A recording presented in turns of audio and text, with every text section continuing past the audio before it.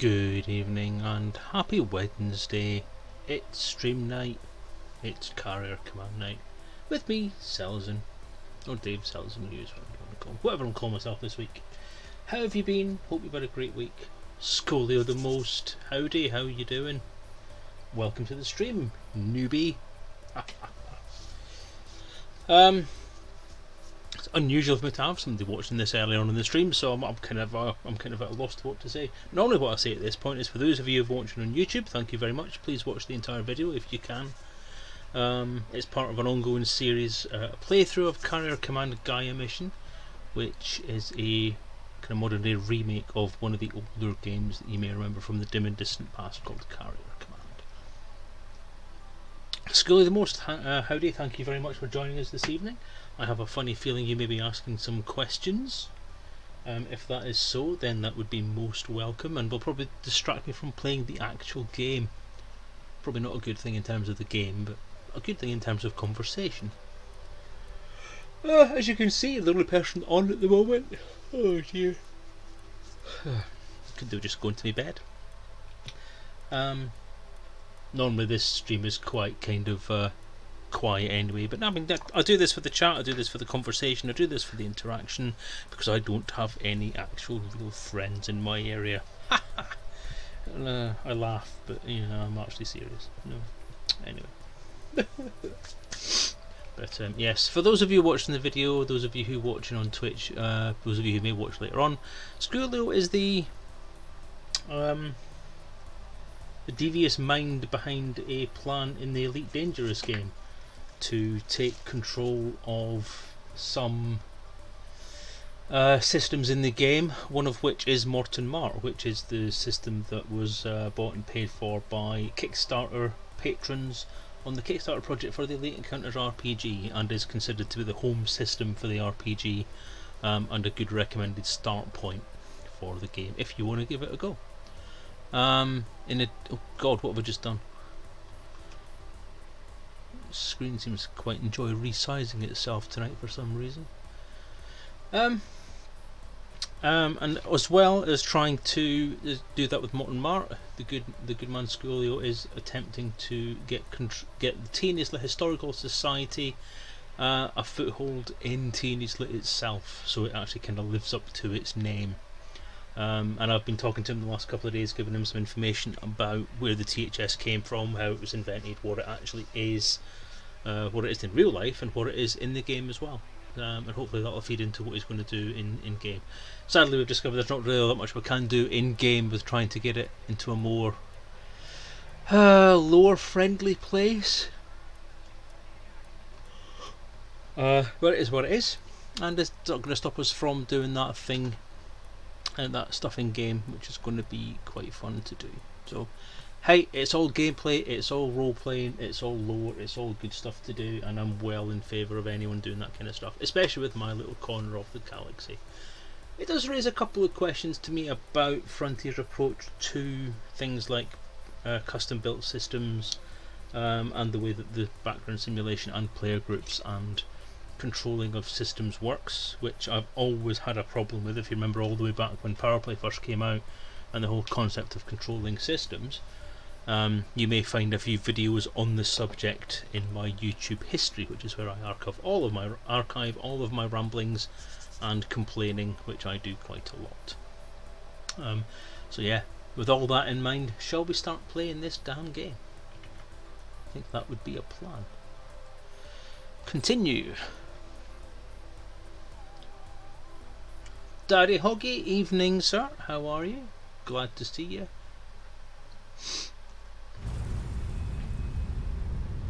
Right, now, what the effing F were we doing? Had I just actually successfully taken over Endymion? Yes, I did. And I'd got a bit of a resupply. Now this was the point where I was starting to think that this game may not be particularly interesting or kind of flowing in terms of how to start things going. Scully, that's no worry, mate. I totally appreciate you're in what is it, GMT +8 or something like that at the moment, so it's kind of mid-afternoon for you, if not lunchtime right now. So that is fine, no worries. I just hope you enjoyed the stream, and if you do, then feel free to add me to your favourites list and use me to get out of having to think about the things to do at work. Doesn't bother me in the slightest. But yes, it's time differences are a hell of a thing, aren't they? Right, so let's try and get this show on the road. Let me just try and make sure that my window is in the right place. I'm just trying to find out which window is actually being used for this today. So that one? Yes it is. So if I take that one off. Do we actually... Yes, it is fitted in the window. So that's fine. Right, so back in that window, mark that's on. Go back into that window and fix that all up. All up in the business. Right. I've been tracking anything coming out of E3. The only thing I've really paid attention to has been the fantabulous, fantastic reveal that there's going to be another LEGO Star Wars game.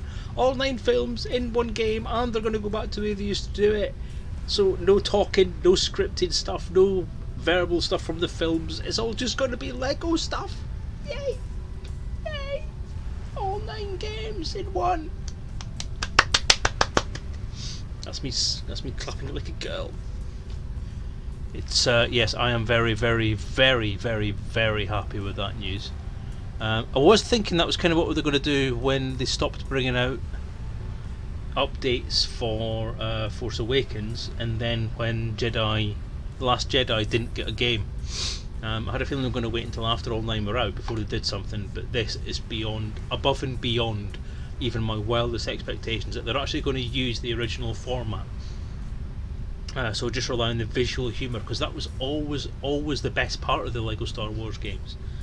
Any of the LEGO games that Traveller's Tales did when they were starting out, it gave it that much more feeling, and it gave it that much more of a kind of playful feel. So it was never really a serious game, but when they started, I think it was Lord of the Rings or Harry Potter was one of the first ones that they put the voices into, and it kind of spoiled it. It was like, yeah, it doesn't have that LEGO personality, and it's clearly scripted stuff, or clearly stuff taken from the soundtrack for the films, because it's kind of washed out sound and it wasn't great. So yeah, but I mean, this is I don't care. I don't care if it's 80 quid. I don't care if it's 150 quid. I am putting money aside in a special account, and it will be used to buy LEGO Star Wars when it comes out. I just can't wait. I know it's going to be next year now, and I'm gutted it's next year. It's just far too long for an impatient bastard like me to wait. But I am very, very much looking forward to it.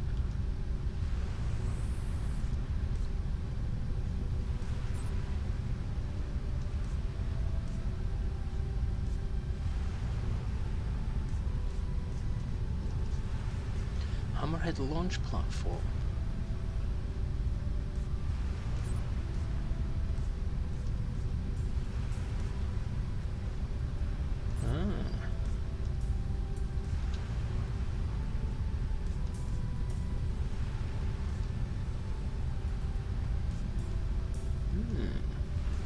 Interesting.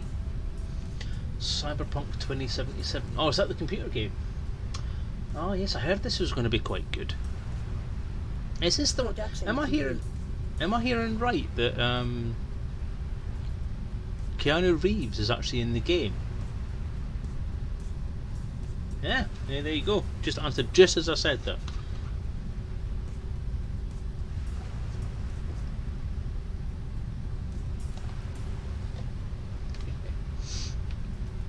So yeah, that is. I mean, I've never actually played Cyberpunk. I've played Shadowrun, but I've played a game called Dark Age, which was a fan-built scenario or setting. It was a scenario, then it became a setting for the Cyberpunk world in the UK, and that was 2043, I believe, or 2143. Sorry. So yeah, that was good. But I like that kind of stuff anyway.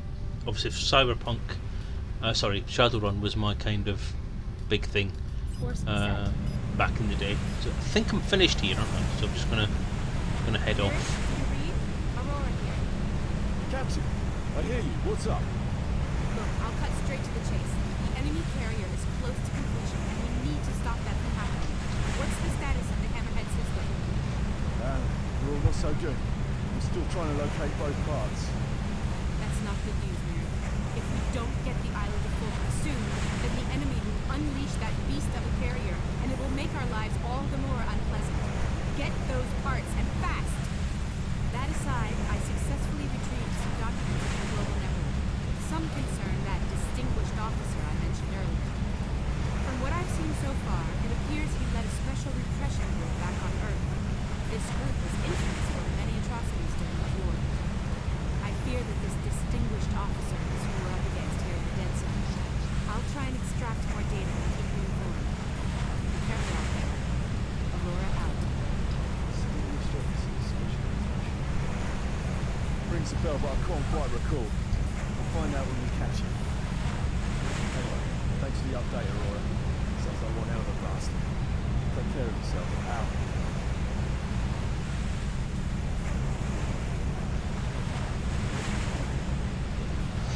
I was a decker in Shadowrun back in the day. So that is what they call a hacker, is that right? I can't remember. Sir, I'm getting a distress signal originating from a pod somewhere on the island. Check your encryption code. It's the APA. No, it's UEC. A drop pod from the looks of it. Okay, send out units immediately. Sir, I'm afraid that's not possible. Scramblers are hindering our remote unit usage. We could send walruses to disable them. Shit. Screw it. I'm going in. Anderson, get a manta ready for combat immediately. Scramblers can't stop a human pilot. Essen, I need you to get me the coordinates of that signal ASAP. Sir, I can't get along. The scramblers are jumbling the coordinates. I could try to run a monitoring program. Damn. Now don't worry, Essie, not enough time. I'll handle it. I'll find that pod bloody fast.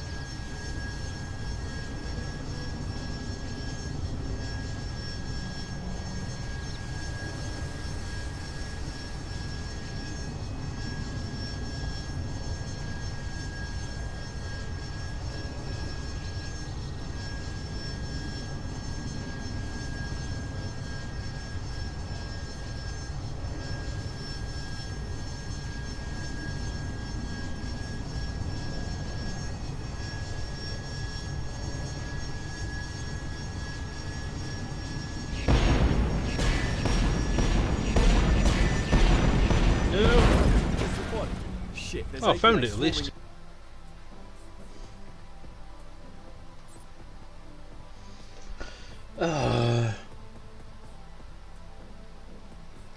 Deckers, not jackers, deckers. That's actually what I took my I'm getting a distress signal originating from a pod somewhere on the island.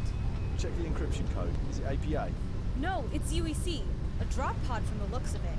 Okay, send out units immediately. Sir, I'm afraid that's not possible. Scramblers are hindering our remote unit usage. We could send walruses to disable them. Shit. Screw it. I'm going in. Anderson, get a manta ready for combat immediately. Scramblers can't stop a human pilot. Essie, I need you to get me the coordinates of that signal ASAP. Sir, I can't get along. The scramblers are jumbling the coordinates. I could try to run a monitoring program. Damn. Now don't worry, Essie, not enough time. I'll handle it. I'll find that pod bloody fast.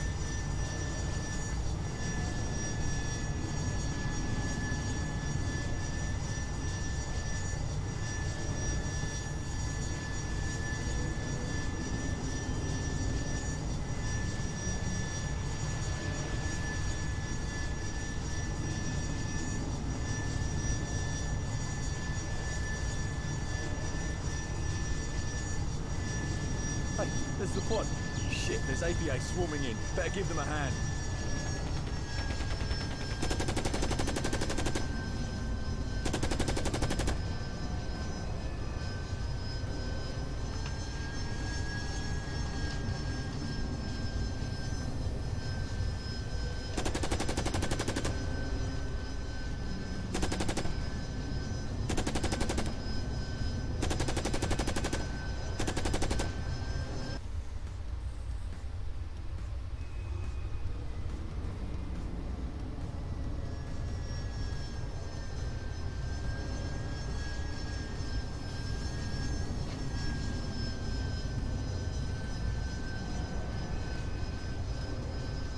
Sir, watch out! Incoming! Get down! There's nobody in there.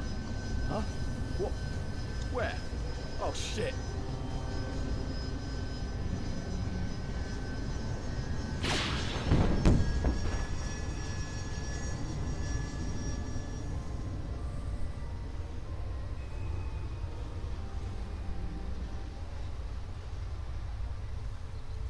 Ooh, is this going to be an FPS section? More mantis! Incoming! Sir, use the turret in the drop pod. We'll deal with the ground units. Right, let's take them down. Personnel coordination Mark 2.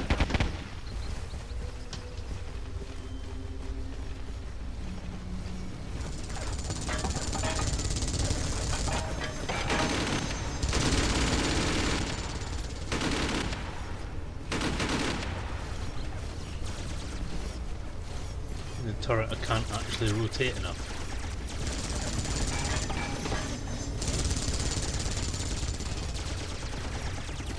That's useful.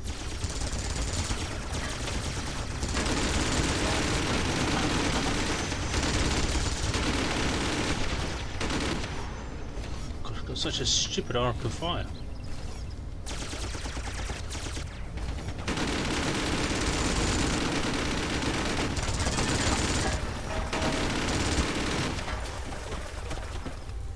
Glad that's over.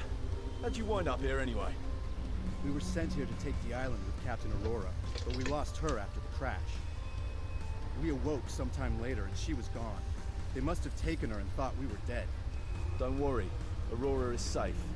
She contacted us a short time ago. I'm glad. Now let's get the hell out of here. The APA won't give up that easily. Follow us, sir. We have a plan to take the enemy command center. All right, lead the way. Oh, so it is an FPS bit. Nice. Just me and me homies.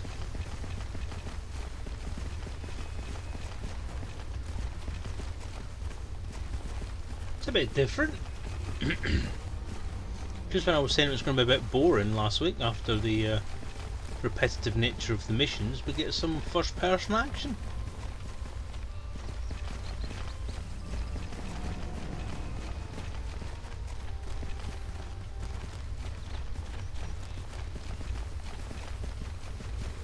Well, there's a game from 2012, Scolio. It's quite old, but it's based on the same engine as the Arma series, if you remember that. God, listen to that.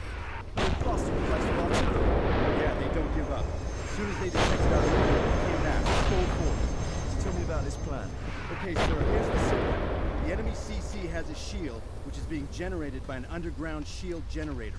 We can reach that generator via a concealed underground entrance. It leads through to the research center's Shoot experimental your weapons face! department. Ooh, shoot That's up where in we're the heading head. now. Excellent. Sounds like a plan. I'll need to search the place for the Hammerhead launch platform anyway. Just want to shoot him in the head.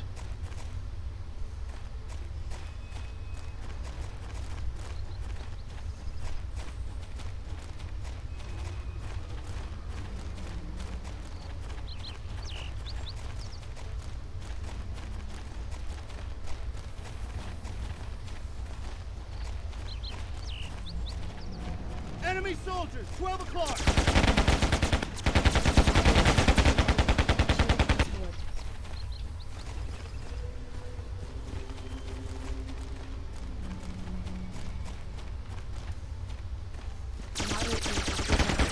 Clear! Shoot me in the ass! Shoot me in the ass! No ammo? No. Okay.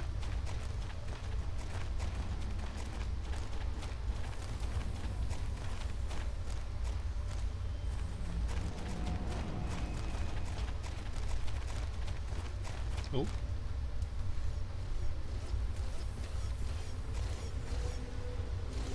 Sir, there's an offline walrus over there. We can take it and make our lives fun. It's only lightly guarded, so that shouldn't be a problem. Agreed. Let's catch him by surprise. And while we're at it, can we Go, teach go, me go. some acting skills? That'd be great.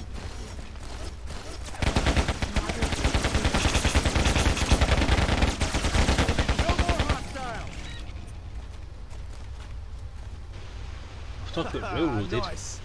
Let's get this thing working. Don't worry, sir. It'll only take a few minutes.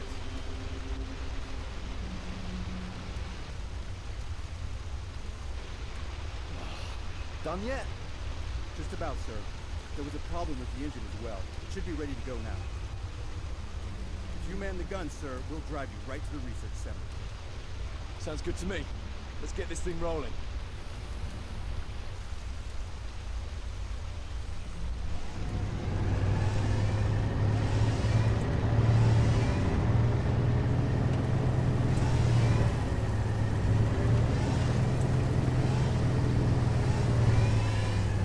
Manta! Incoming! Off the road. Move! Move! Move!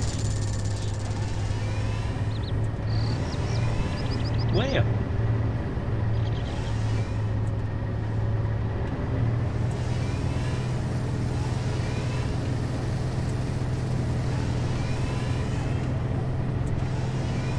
Manta! There.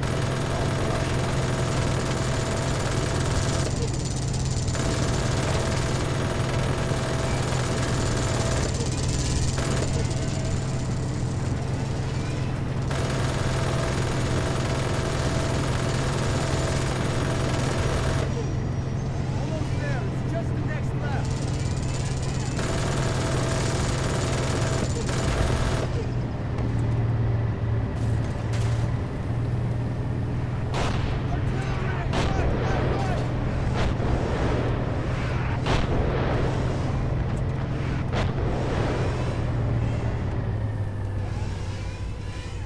It's not done bad so Here. far. Let's get the hell out of here. I'll set a charge. It'll make the APA think they got us. Good idea. Let's disembark and move out. Me wheels. Not me wheels. Don't take my wheels, man.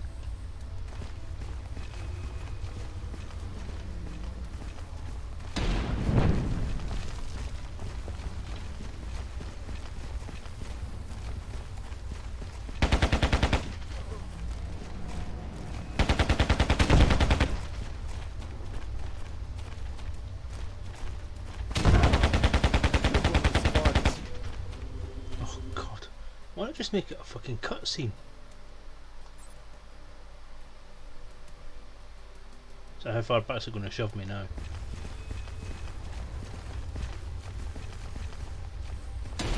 Oh, just blowing the mark there. That's fine. Blowing the tank, sorry.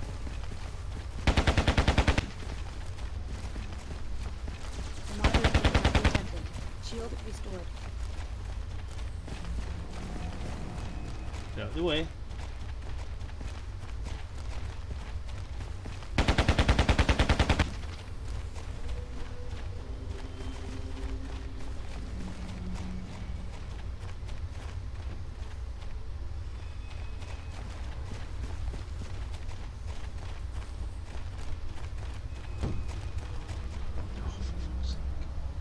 That's it right there. Let's get inside, quickly. Yeah, lead the way.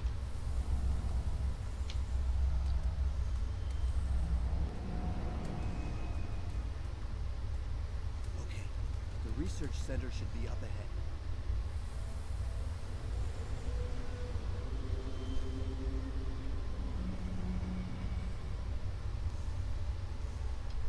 You hear that?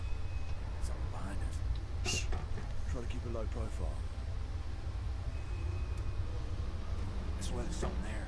It's getting closer. Shut the hell up. We've already cleared them. Draw! APA, 6 o'clock!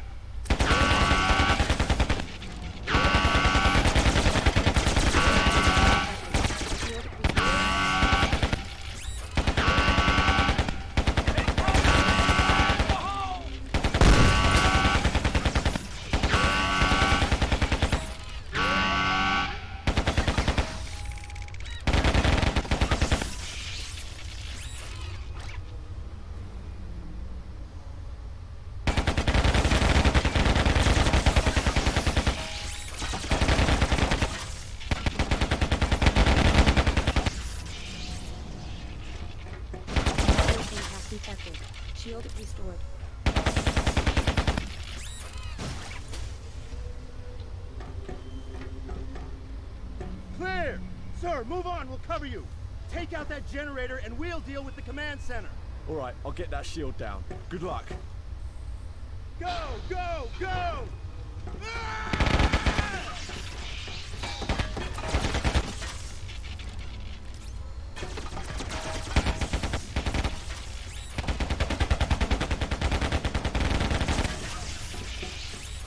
Moderate impact detected.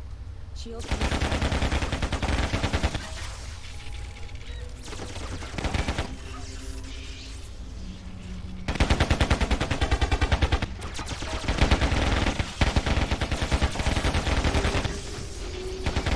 Do some ammo. Oh yeah, baby! You want some of this? Well, they're really going at it in there. Okay.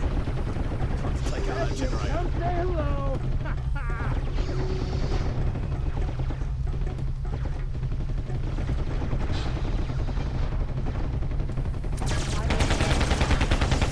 Can't touch this!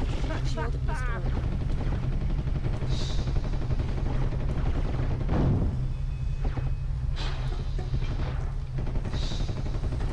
Eat it! Oh yeah!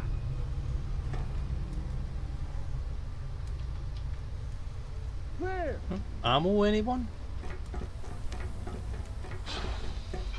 Bloody hell. I thought that thing was active.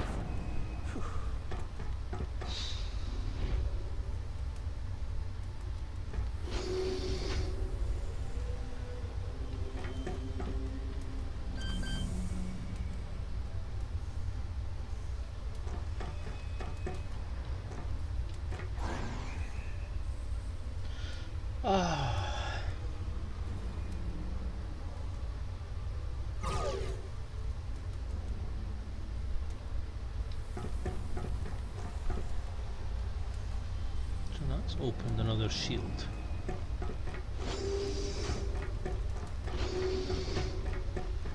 Being guarded, yeah. I thought it was. That's the way it came in.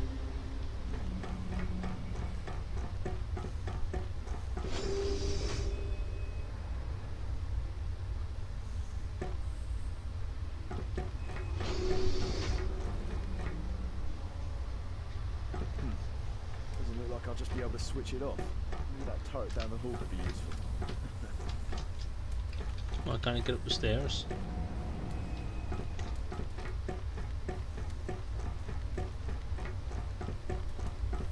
Use the turret. Really?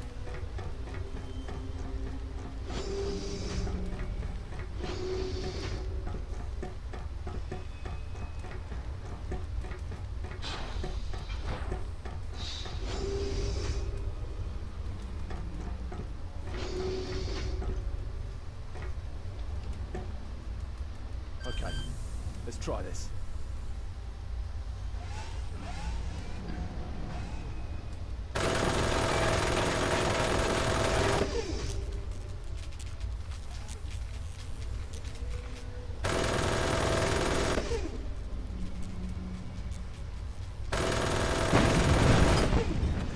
Lovely. That did the job. Sir, the shield is down. We're moving in. Okay, good luck. Give them hell. Time to look for the goods.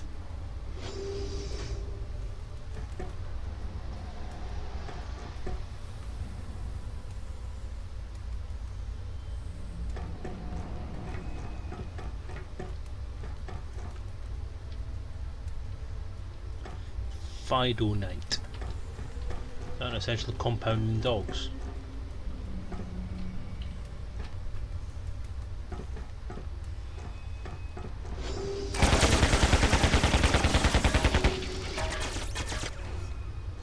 Shield restored. Shield restored.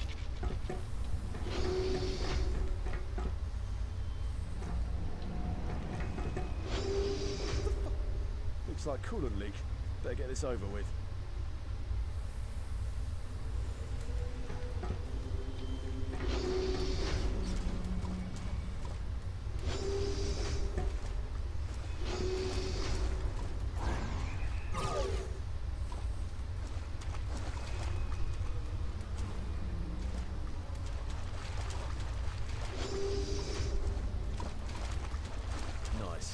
Guess I can't go that way.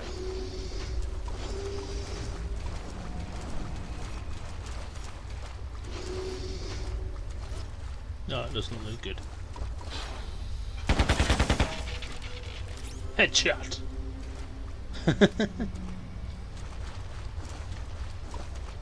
That would be prescient.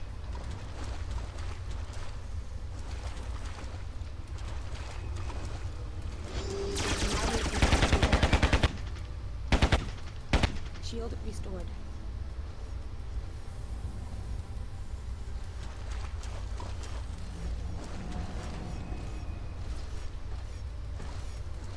Oh look, gibberish.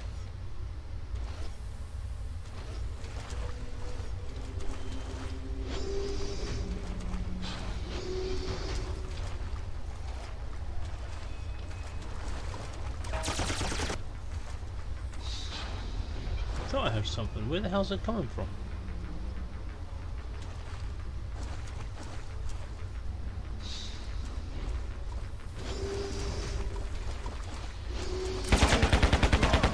Shield restored.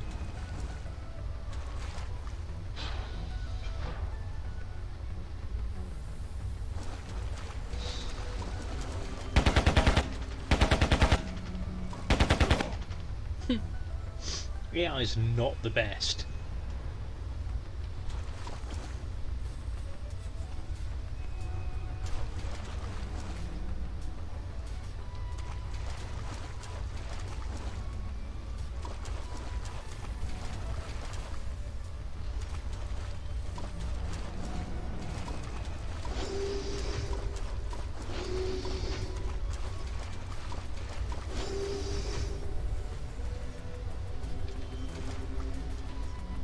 It's a dungeon crawl.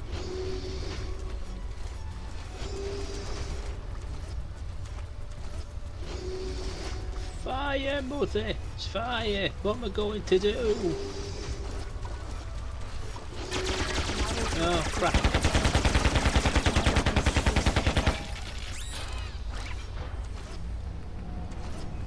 Shield restored.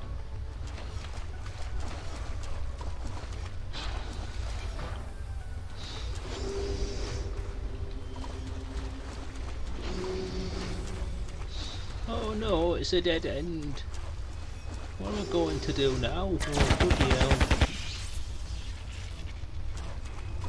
That's where I came in, I think.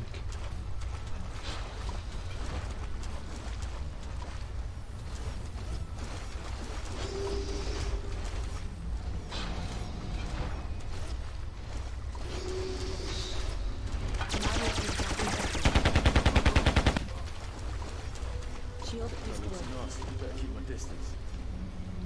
User termination detected. Nice. Shutting down.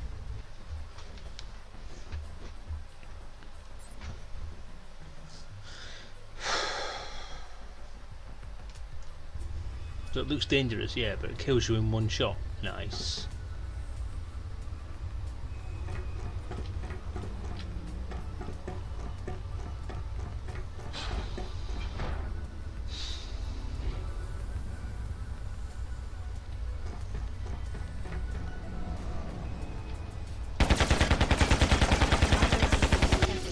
Shield restored.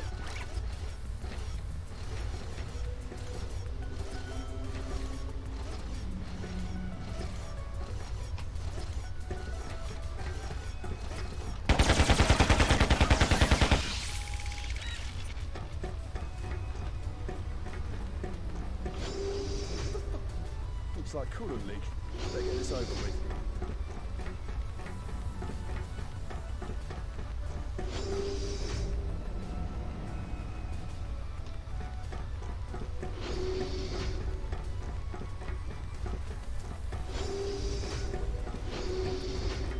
Moderate impact detected. Shield restored.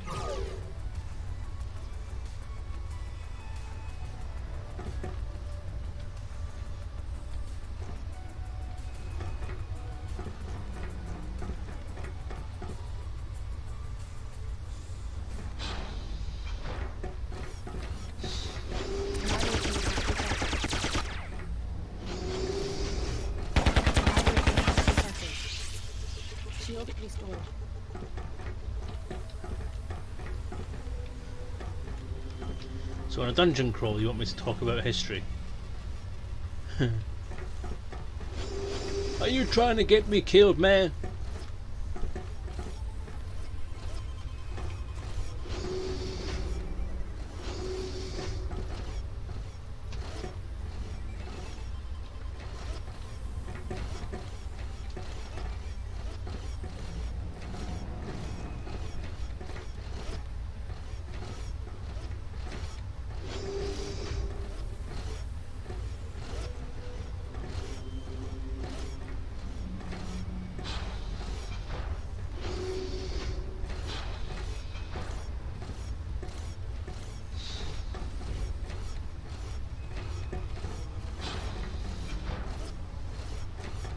None of these are functional.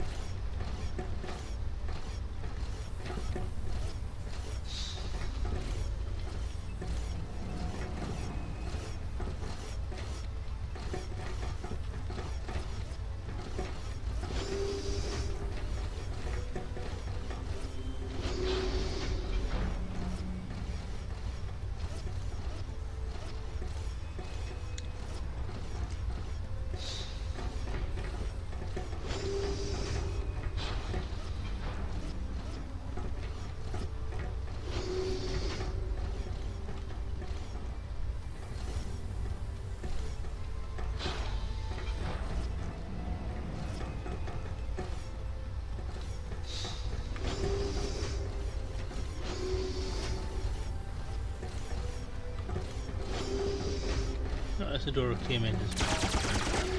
Where the hell is that coming from?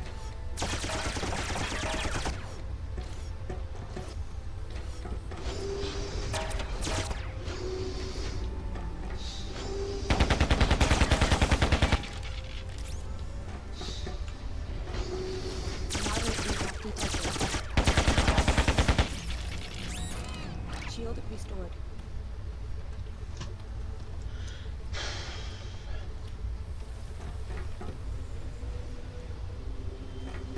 So rather than a rambling random idea of what the THS is over and above what I told you yesterday, what exactly is it you want to know? That looks nasty. Better keep a distance.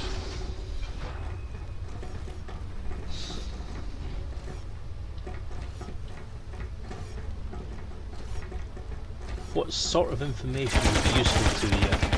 Shield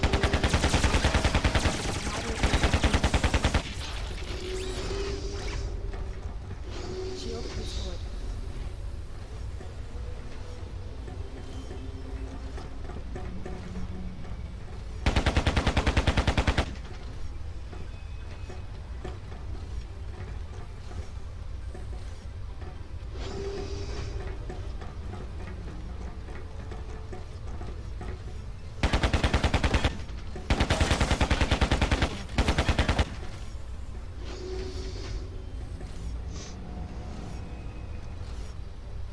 Oh, an access panel. I wonder what the APA have been researching.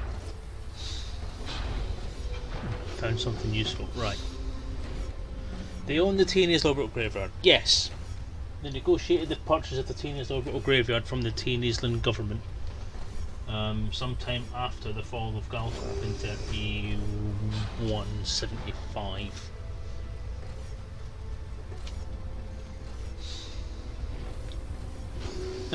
Actually, no, that's the fall of Galcorp was in 3175, but they purchased the orbital graveyard a long time after that, because essentially in the whole chaos of all the assets getting sold off, Galcorp being essentially broken up into its component parts and then kind of prostituted out, I suppose is the best way of saying it, to the rest of the local governments. So the Federals got some, the Imperials got some, the Alliance, when it formed, got some at some point as well.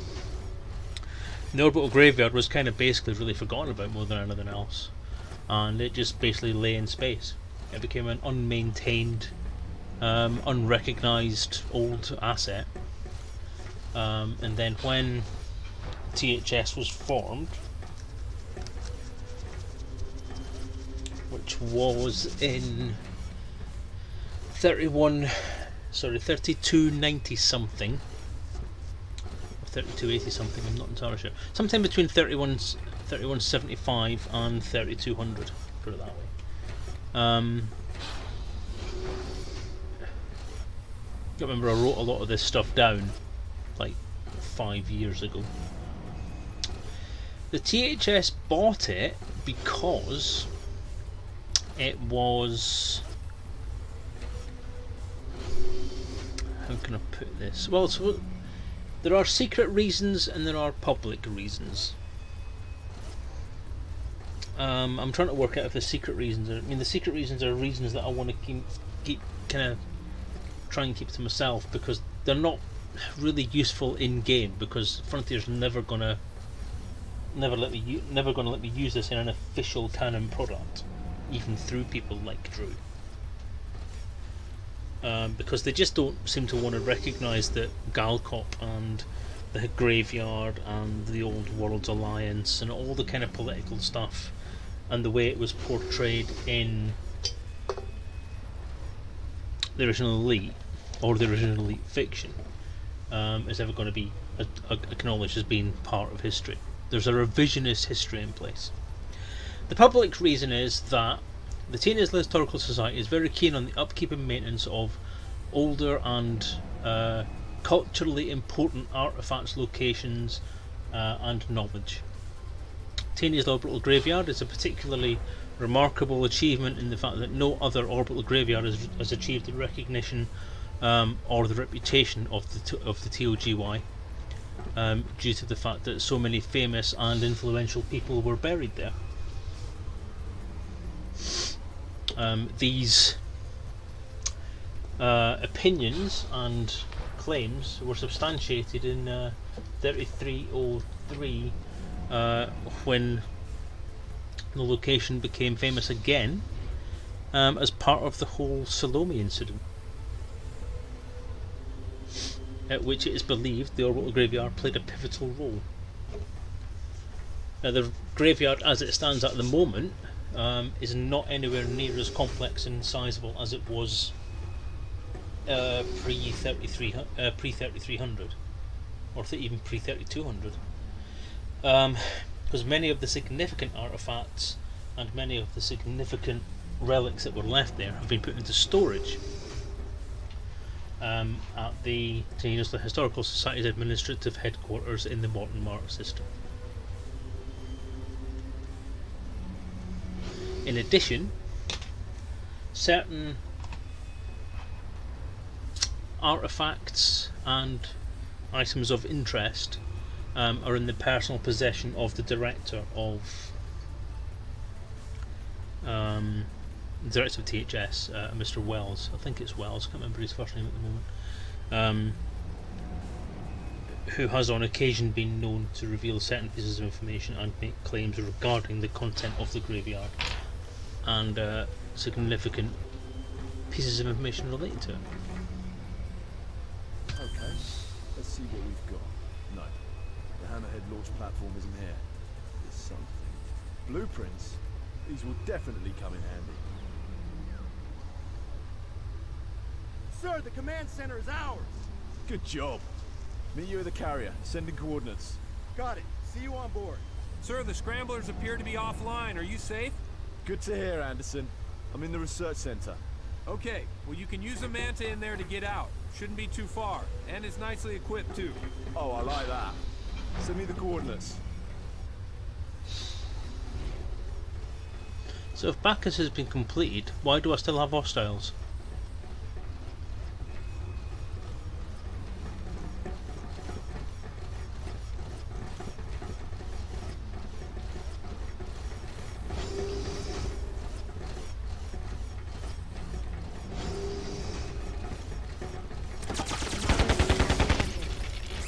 Shield restored.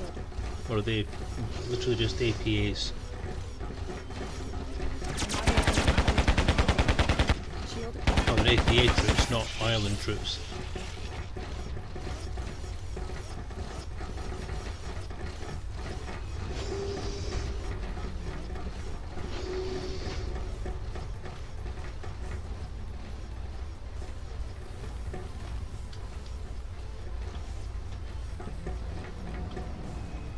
Nah.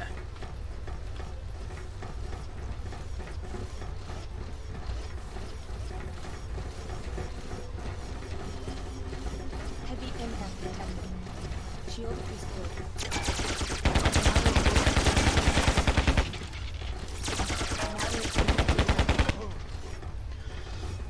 So why is THS and Morton Martin not Teen Isla? Well, again, there's the lore reason, the one that I've had to come up with because of certain things, and there's the real life reason, which is that Frontier are not particularly friendly when it comes to trying to do things. Essentially, I wasn't allowed to have Teen Isla as the centre of operations for THS, the minor faction, because there was already a faction there with significant influence and whatever else you might want to call it.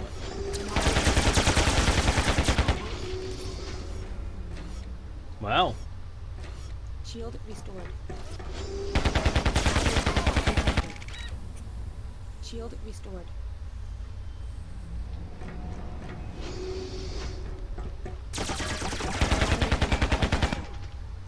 Shield restored. Detected. Shield restored.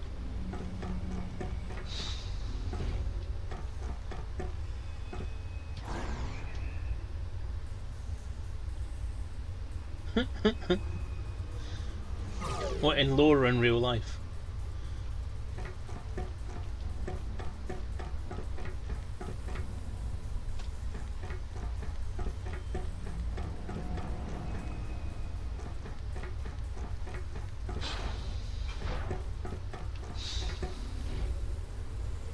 What actually makes me laugh is the fact that there seems to be a hell of a lot more troops now in place than there was when I actually got here. Oh yeah, that's what I'm talking about. Let's give it a spin. Is it because it's red?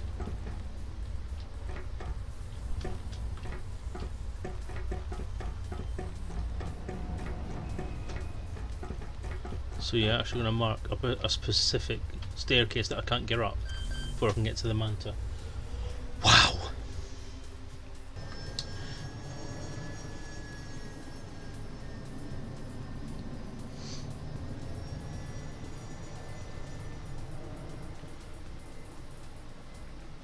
The revisionist history part is... Oh God, yeah, Great job, more sir. or less it is... Welcome back on board. Thanks, Anderson. Glad to be back in one piece. The survivors arrived. We're on board, sir. That was one hell of a rescue op. I owe you a beer. I'll take you up on that. Oh, the dialogue. Scintillating dialogue.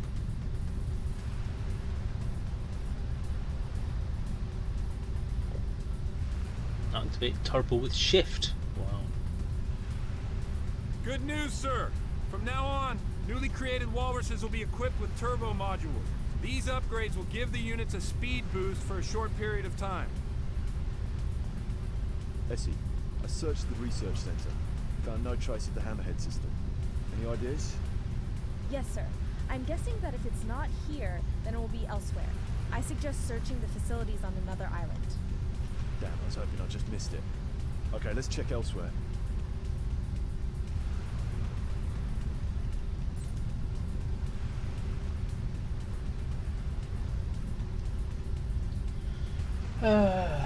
Yeah, Daddy Hoggy knows where it is, because Daddy Hoggy and I have discussed these things at length for many, many years. I mean, do you want to know my theory on the revisionist history? Because it's a lengthy, lengthy tale of intrigue and shenanigans. And I think Daddy Hoggy's probably heard it before. So sit back, kids, and get comfortable. Grab yourself a beer, grab yourself a cookie, and prepare for a tale of intrigue. Hang on. Ugh. So, basically, Ian Bell and David Braben are having a big fight for the last 30 odd years about who owns what in Elite. There have been many, many legal battles over the last 2 decades, whether it be website content, whether it be IP, whether it be whatever else that goes on. And one of the significant events that I think has led to the possibility of Elite Dangerous being made and being as closely tied to the original Elite with the name and all that, is that Robert Holdstock died. Now, Robert Holdstock, if you don't know, is the person who wrote the manual for Elite and who wrote the short story or the novel, the novella, The Dark Wheel. This ties into quite a lot of the stuff that you guys have been talking about in terms of the stuff you want to do with your player group. Now, the Dark Wheel, Raxla, all that stuff, everything that's in those manuals was created by Robert Holdstock. If you notice, very, very little of that stuff, Raxla, Galcop itself, whatever else, actually makes an appearance in the original game. So the game itself, as you play on the computer, if you don't have the manuals or anything like that, you'd be hard pressed to find any mention of Galcop, any mention of stuff like that. And one of the theories at the moment is that Robert Holdstock, or one of the theories I have at the moment, is that Robert Holdstock actually held the rights until his death to all of that content. So nothing related to Raxla, nothing related to the Dark Wheel, very little related to Galcop, pretty much nothing related to Galcop, and nothing related to even potentially the Thargoids, or at least their backstory and what they were and what they are. And that includes the Eresrians, the character names, even the orbital graveyard, to be honest. All that stuff was created by Mr. Holdstock. When he died, that released his IP back to Frontier, or back to David Braben and thence to Frontier. And what I think has potentially been a bit of a problem is that Ian Bell and his friend Chris Jordan, or as I say friend, I'm not entirely sure, but even that one anymore, have laid claim to quite a lot of the intellectual property for the Elite universe, or for the Elite game. So ship designs, planet names, Fibonacci sequences, all that kind of stuff has all gone down to Ian Bell's claims and all that kind of stuff. There was a whole furore about who owned what, there was no proof. Yeah, this is actually a very good point, Daddy Helgi. All the kind of content that's coming into Elite Dangerous now are the ships in name only. You cannot copyright a name and you cannot copyright a concept. What you can copyright is a design. So if you say you're going to have the crate in a ship, if that crate looks like the crate in Frontier, or looks like the crate in Original Elite, then you've got a potential problem. Now, Ian Bell did allow use of the ship designs he came up with to Frontier developments, or to David Braben for Frontier First Encounters. Sorry, for Frontier Elite 2. And any expansions. FE2 did not have any expansions, but First Encounters kind of got around that in a very odd way, and that was it kind of didn't really. Essentially, Frontier / David Braben pushed it a little bit by having Frontier First Encounters come out as a separate game rather than an expansion, which meant that in theory they'd broken the agreement, which is where a lot of Ian Bell's initial push for IP recognition came into play. Now, essentially, Ian Bell and Chris Jordan essentially crave the recognition for the Elite universe and for the Elite game itself, and they want probably some of the royalties and some of the money for it as well. I don't know the ins and outs and the details of what they're actually after, but I know that they're definitely after the recognition. Now, Ian Bell, I'm not even sure he wants that. Chris Jordan seems to push a lot of the stuff that Ian Bell and Chris Jordan want to do. I don't see Ian Bell at the forefront occasionally, but apart from emails and so on. But when the Elite Dangerous Kickstarter came along and all the books were being written, some of the authors, including myself, were approached by Mr. Bell and Mr. Jordan, together and individually, in relation to whether we could get involved in this IP battle between them and Frontier. We all said no, because what they were saying was that they were threatening to take us to court, they were threatening legal action about IP stealing, because they claimed that they owned certain bits of this IP.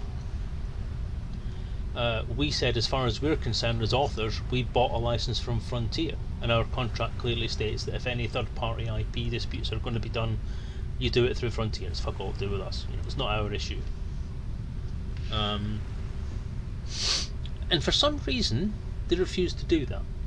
Now, in my head, this essentially means, do they know they haven't got a leg to stand on? I actually met Ian Bell. I actually went to speak to Ian Bell in Cambridge. Met him. He's a really nice guy. He wasn't apparently very well that day, but what got my back up was that once I'd got there and once we'd met up, he then said, oh, Chris Jordan's going to meet us as well. He's the guy, Chris Jordan's the guy that actually published Elite back in the day. He worked for Acorn Soft at that point. And essentially Ian wasn't there very long. We had a bit of a conversation about stuff. I'd refused to speak about anything to do with IP or anything to do with anything like that, because I thought, I've answered the questions I can answer you. I'd love to hear your case. I'd love to meet you, because you're obviously one of the people that I look up to as a game designer and as someone who had an influence on my early life. It's fine, I'd love to meet you, but I'm not prepared to get into this whole discussion about who owns what and whether you're going to take me to court and whether I'm going to let you do that kind of thing. So leave it. And as he said, when I got there wasn't a lot of point in talking about something. Not a lot of point in meeting up if we weren't going to talk about that, because that was essentially the issue at hand. And I says, well, no, it's not the issue at hand, because as far as I'm concerned, I'm an Elite fan. I'm writing a game based on Elite. I'm not writing it based on Elite Dangerous. I'm writing an Elite role-playing game. If I can't use the stuff that's from Elite, then that puts me in a bit of a sticky wicket. But I need you to sort this out with Frontier, so that I know what I can write. And as far as I'm concerned, yes, there is. That's the whole thing. Yeah. Who owns the code is the problem. Who owns the game? Who owns the intellectual property? They're all three different arguments. The code itself, depending on what platform you're on as well, could be a whole different thing. It doesn't go down to the depth that you could copyright the Fibonacci sequence, but when you put all the bits together, who owns that? Who knows? Anyway. So that conversation went well. Basically, Chris Jordan then spent the next 4 hours of my life telling me why they owned the IP, right? And the upshot of it all, the key issue at hand, I'm not breaking any confidentiality agreements by saying this, the key issue at hand is that documentation was apparently found in the wreckage of World Trade Center Tower 7, or Building 7, that included a whole load of archived stuff from Acorn Soft and affiliated companies that had been bought, sold over the years, ended up in storage in the towers and was found and then was handed back over to Chris Jordan again, which meant that in essence they have evidence that the IP is theirs. That's it. That's where the whole legal battle comes from, right? I have some issues as to whether or not this documentation is legitimate, because if it had been as legitimate as they say, then surely they'd have done something with it before now, and surely they'd have done something with it between the years of 2008 to 2015, which is when this started to all happen. And what bothers me about the whole situation is that obviously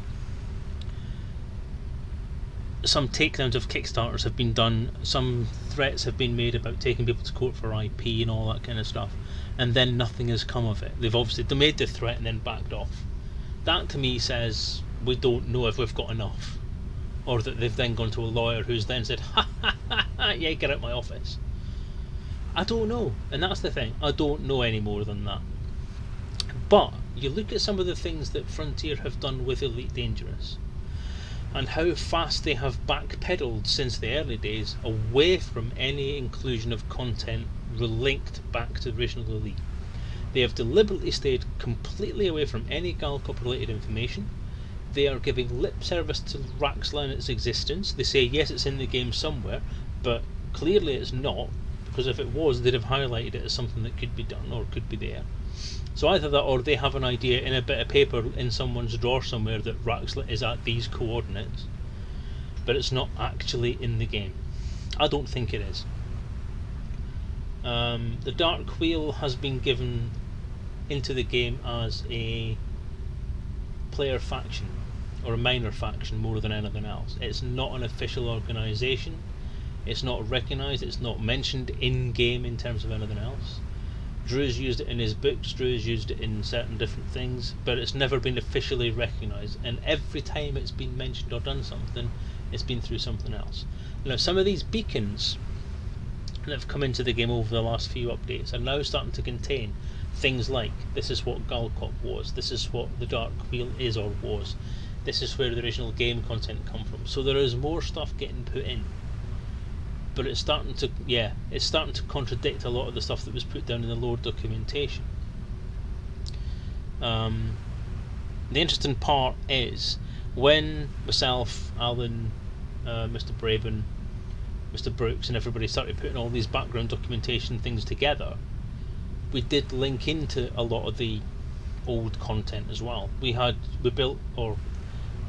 contributed towards a whole raft of documentation regarding the history of the universe, and myself and Alan Stroud, who got on quite well at that point, sadly not now, but we did at that point, collaborated on the Old Worlds documentation, which documented the entire Old Worlds area between Lave, Listi, Tia Nisla, all the core systems that you started in when you played the original Elite.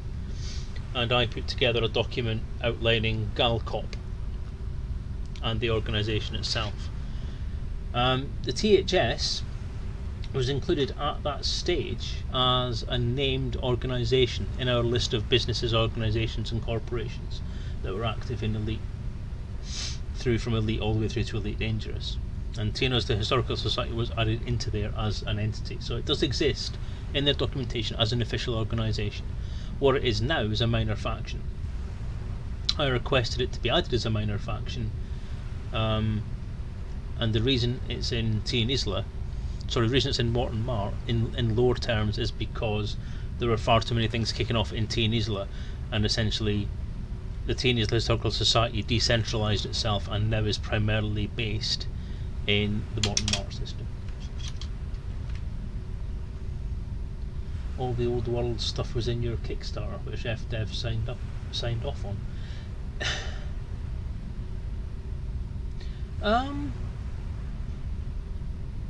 The original concept of the Kickstarter was, this is for the Elite Encounters RPG, was based around it. It wasn't so much that the Old World stuff was in the Kickstarter. What was specified as the Kickstarter for the role-playing game was that it would be an Elite role-playing game, that it would cover Elite, Frontier, First Encounters and Elite Dangerous as 4 separate periods in time where games could be set, and that specific information related to how to run games in those areas and in those eras would work. But as Darahogi hints there was the Great Cull, where I was told to take 100,000 words out of what was then a 280,000 word book.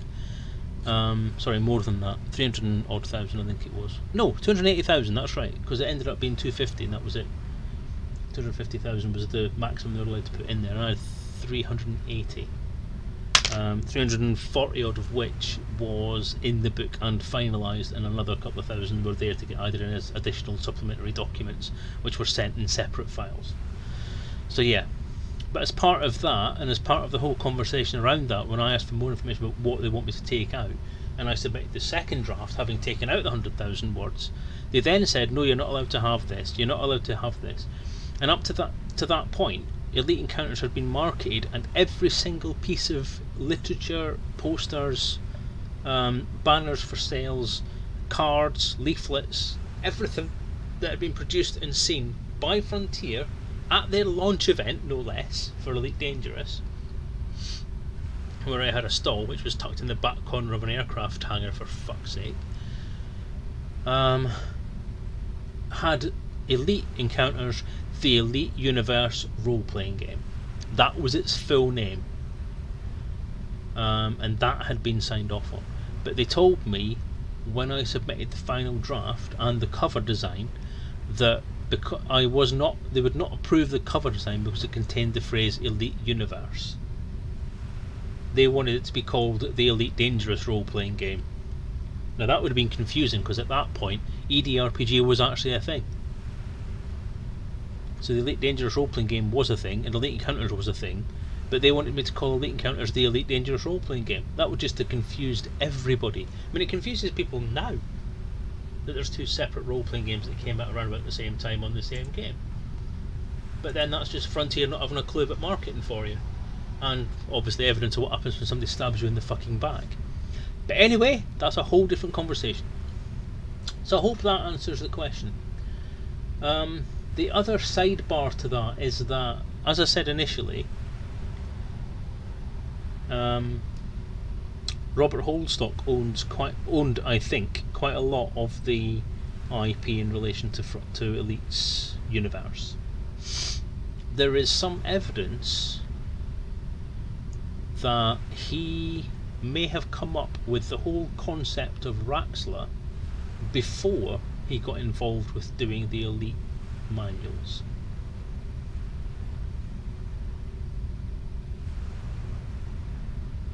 I'll just let that sink in for a second. Ah, you're aware of it. That's interesting, because I actually own it. I bought it as soon as I heard this had happened, or that this was a thing. And yes, so you know what I'm talking about. That's cool. So yeah, there is that. So basically, there is a lot to point to the fact that what I've been thinking is true. And it was one of the guys that I've been speaking to in the Elite community, who kind of made me aware that this was a thing when I told him of this theory, and he told me about this book. And I had a look at it and I thought, Jesus fucking Christ, I'm right. I'm pretty much right. So I am 99% certain at this point in time that the reason Elite Dangerous could not be made, or the reason Elite 4 could not be made until such time as Robert Holdstock passed away, is because Robert Holdstock holds the copyright and the IP for all that stuff. I don't know. I don't know that much details. It depends on what Rob Holdstock wanted to do. It might have been one of the conditions that he said, that anything that he'd used for Elite could be passed on to FDev, and anything that was specifically his under his own name would remain his own, because the Alien World book wasn't published under Rob Holdstock's name, it was published under a pen name. So I'm of the opinion that Rob Holdstock's entire estate, so everything related to the books he published under the name Robert Holdstock, has probably passed to his estate, if he has one. I don't know. You'd know more than that. You'd know more of that than I would. I don't actually know at this point.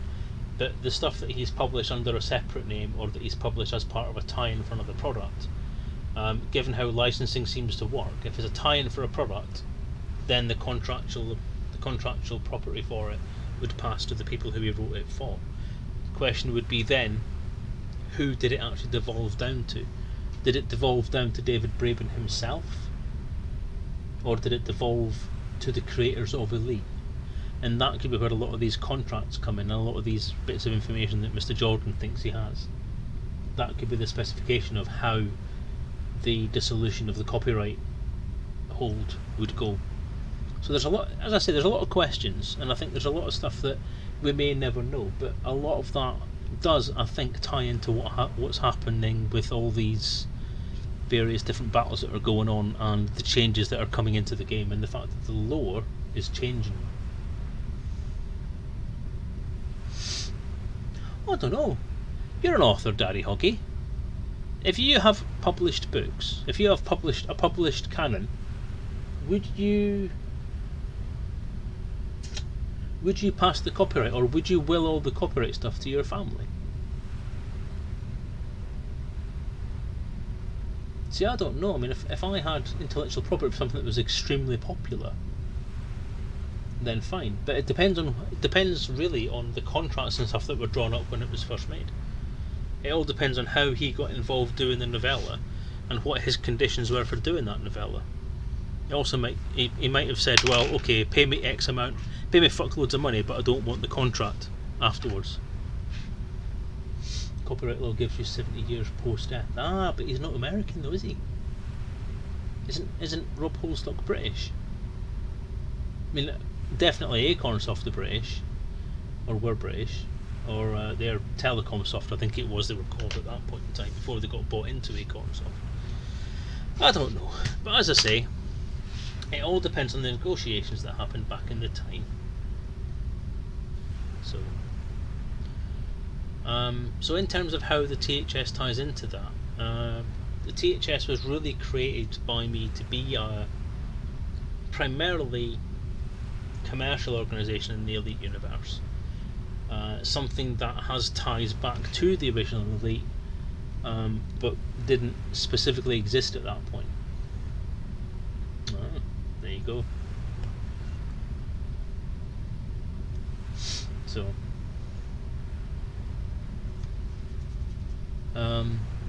what it is now, as I say, it's essentially my little thing to play with. It's a player group that I use, it's a minor faction that I use, it's a squadron name that I've got, it's an entity that exists in Elite's universe and in Frontier's intellectual property technically, so it is theirs to do with as they please. You understand that as soon as you send, essentially they actually make you say, or make you sign a document that says anything you create within Elite's thing belongs to them, and you don't have any hold over it anymore. So sadly, the THS in essence is a Frontier property now.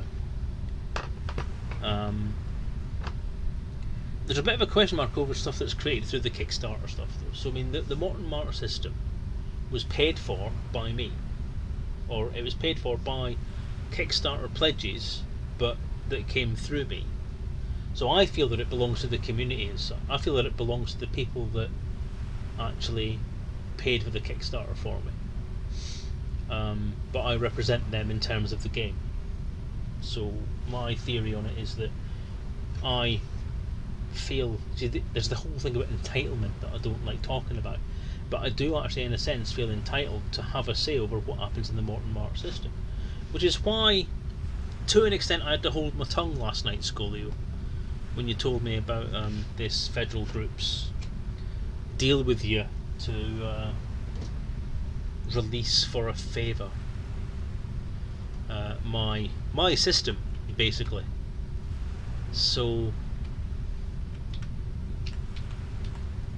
I'm actually a little bit annoyed about it, and I don't see why essentially something that I've bought and paid for as part of my fictional universe's representative body is under the say-so of another player in the game.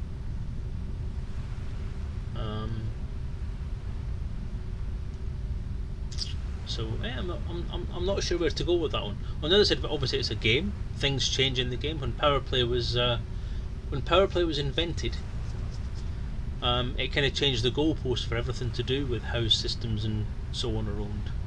And obviously then when minor factions and player groups come into it, it changed things again. So I'm not entirely sure where to go with that one. I'm going to ask the question at some point after E3, see what happens from there. But I don't know where to go. I feel like if I actually try and say something about it, I'm potentially being petty, and I don't like being petty. So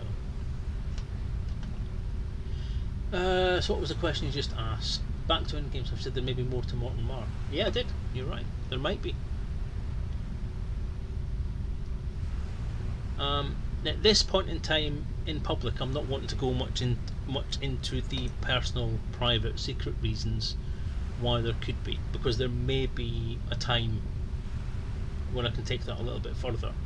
I'm holding off on that one because Morton Mart to me was, well, Morton Mart's, what I can say is that during the Galcop years, Morton Mart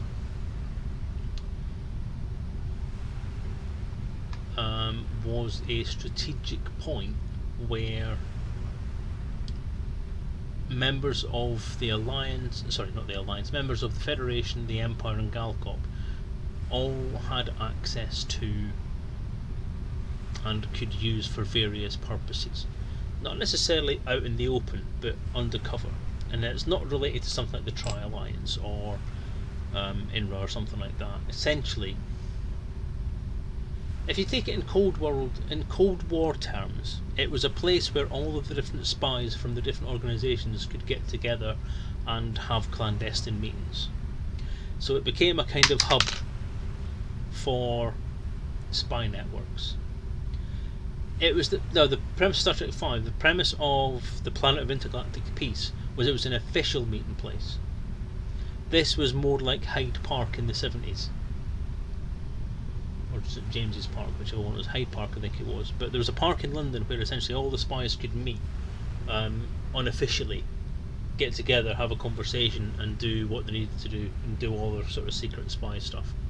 St James's Park, yeah.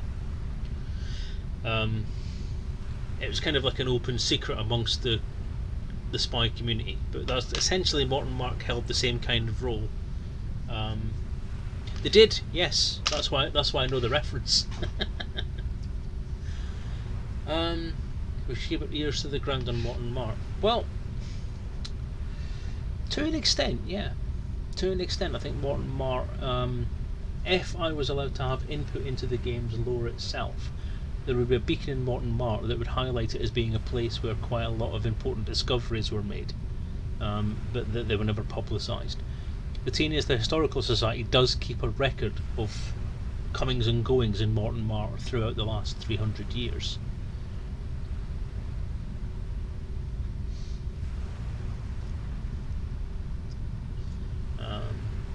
So it's all kind of... Just keep ears to the ground. Yeah, as I say, if I could have input into the game, there'd be things that would happen in Morton Mark and surrounds that would be key. There were a couple of things in the RPG that, if you know what you're looking for, kind of do relate back to kind of some of this stuff. There was a lot more in there. I mean, the RPG's original first draft contained several clues to what may have happened in more specific terms to what was left of Galcop, including the administration and leadership. And that does involve Morton Mark to an extent. So whether that can become canon or not, I don't know. I was not allowed to include it. The significant change between the two versions of the book, and obviously that ties into the lore, is that Frontier's required edits to the RPG were included a lot of different things that changed Galcop from a galactic organisation with quite a lot of weight behind it, as stated in the manual for Elite. Because it was stated to be, in the original Elite manual, it was written that Galcop was the largest, but not the only, galactic organisation at the time. The largest. So it was a galactic power, larger than the Federation and larger than the Empire, both of which had been in existence for a good few hundred years at least before Galcop even came around. How did they manage to go from being formed in 2025 something to becoming the largest organisation within so short a time? Was it an aggressive colonisation strategy? Was it a sneaky and underhanded colonisation strategy? And if so, how did they manage that? And how would that tie into Morton Mark? Could that tie into Morton Mark? Everybody, when they create something, wants to create something that has an impact on the universe or the galaxy or the world that you're playing in.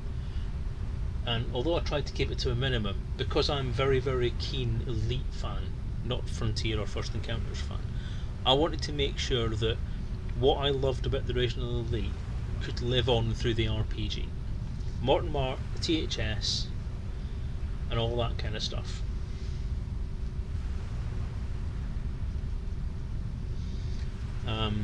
All tie into that story in some way. And it's not globally shattering news, it's not globally shattering events.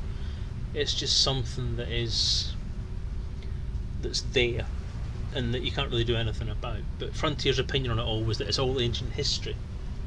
And I said, well, yeah, but it's history. It's still history. And it's still, you call it ancient history, but for us, it was what made your game. And to be honest, if it wasn't for that ancient history stuff and the lore that went around that, we wouldn't be sitting here today having a conversation about a game that you people want to bring back 20 odd years later, or 30 years later.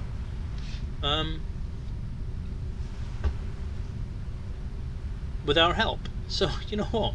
There's a big part of me at that point in time that said, you know what? Fuck you guys. You just don't want to do this thing. You've got your reasons for not wanting to do this, and pissing all over what the fans want. And as a fan myself, I wouldn't be here if it wasn't for the fact that Elite was there. So why won't you acknowledge this stuff? God damn it.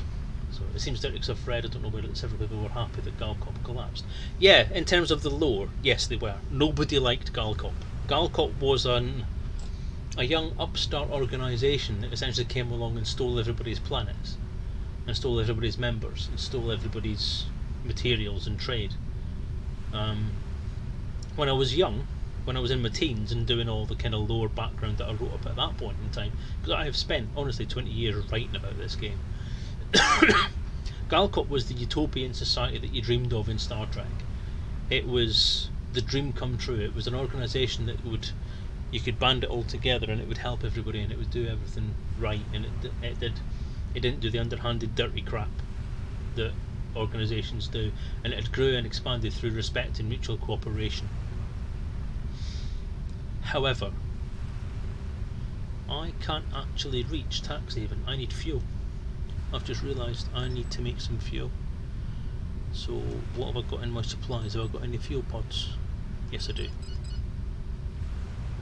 I'll stick a manta on as well. Yes. And a quad gun. Go. Supply bar on the move. That's fine. So that'll mean I've got enough fuel to get everywhere then. So I'll just wait for that bark to arrive and then we're sorted.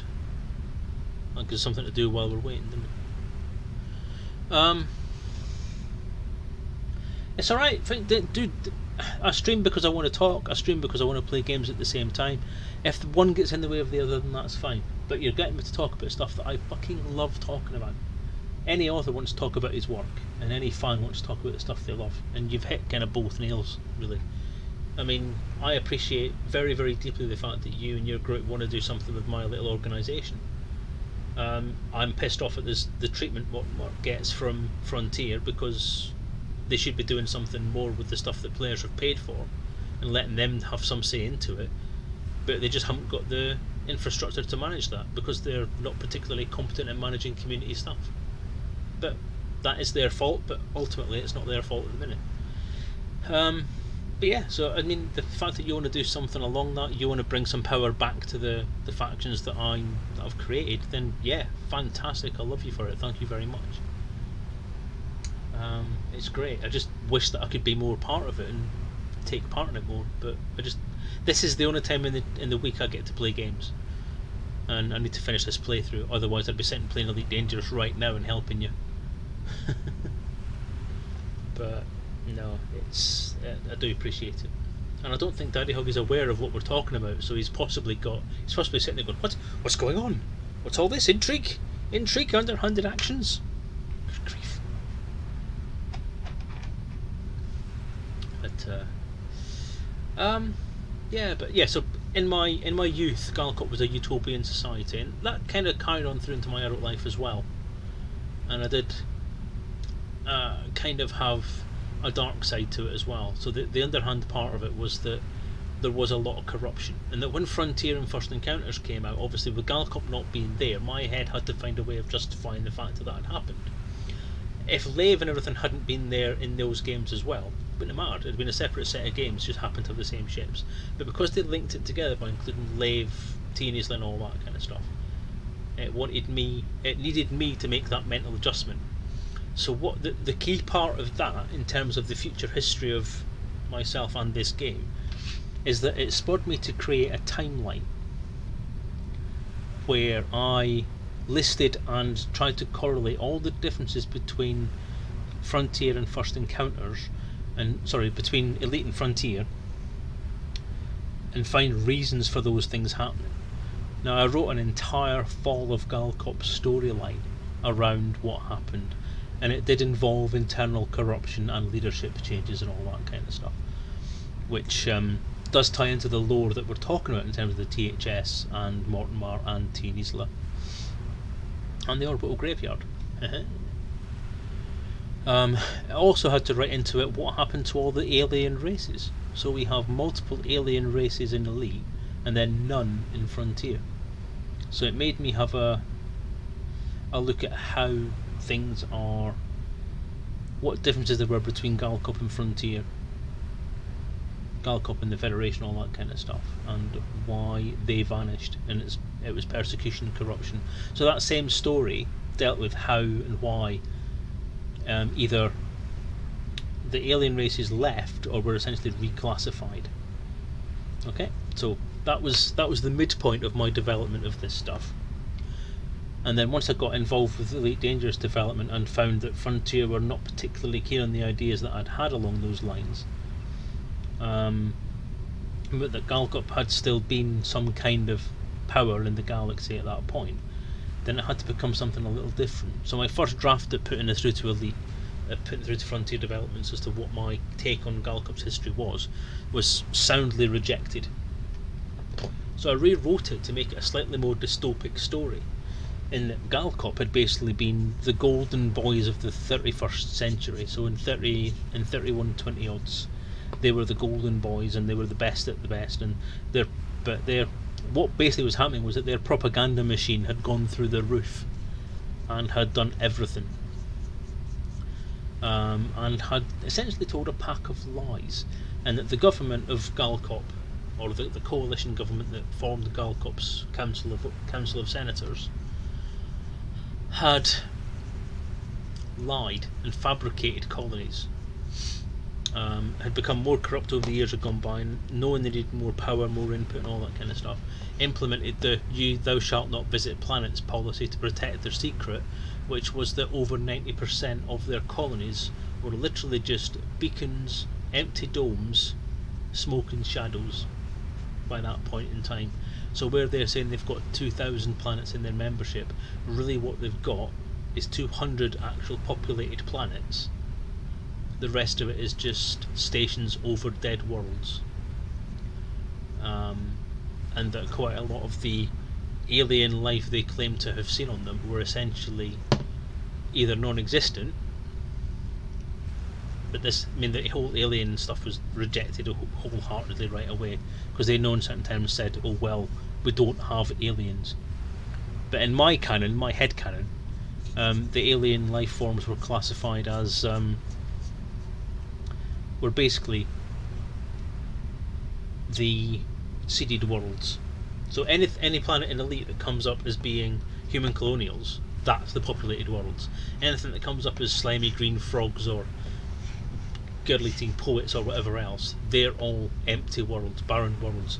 And the reason they've been, and the lower reason for them why they've been banned from visiting them, is because you'll interrupt the ecology, you'll disrupt them. Anytime you want to speak to them, they'll be on the stations, blah blah blah. And that the whole apocryphal story of Elite's Dark Wheel novella is lies, basically propaganda. So that was how in my head I justified that, and the whole reason that Galcop collapsed was basically because that secret came out, and they've been maintaining a completely false existence. So again, that plays into the THS and Teen Isla thing, is because this seems to have been dropped, because now the official history, which the Elite Encounters RPG is now the keeper of, as it is still and looks set to always be the only extant lore document, the only book in the universe that contains actual canon information about the Elite universe's background and history. But that background and history, in terms of my headcanon and where I am with THS, Teen Isla Orbital Graveyard, and all the rest of the stuff that I do, is that basically that book has been edited, censored, and an alternate history has been put forward that basically expunges pretty much all of Galcop's actual impact and existence.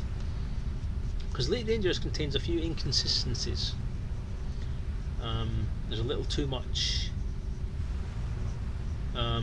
backstepping on subjects for it to be completely true.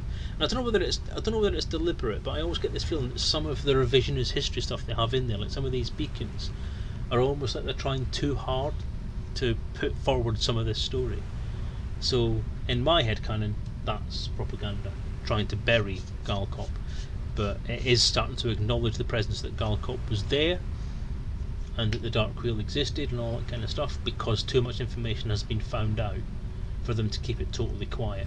So these beacons are now being put into space to kind of say, okay, fair enough, we own up, here's the information.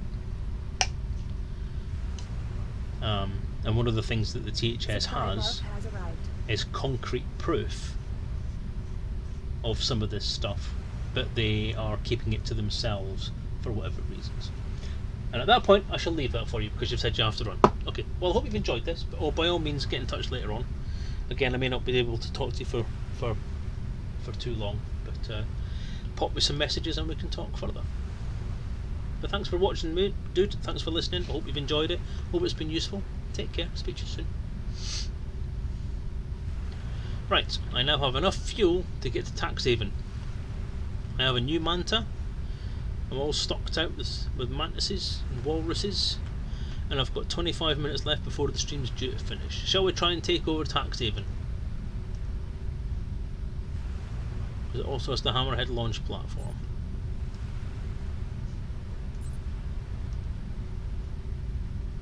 Let's go.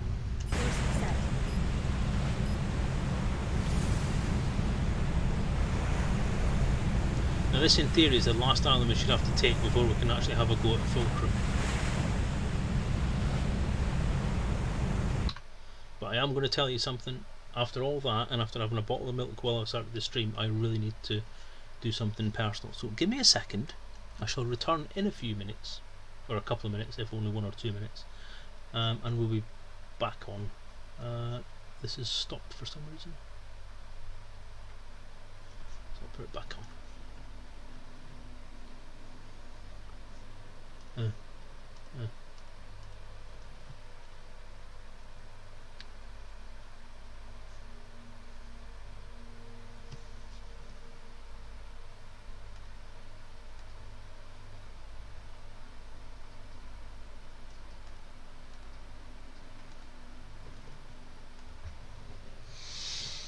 Okay, give me a couple of seconds and I shall come back.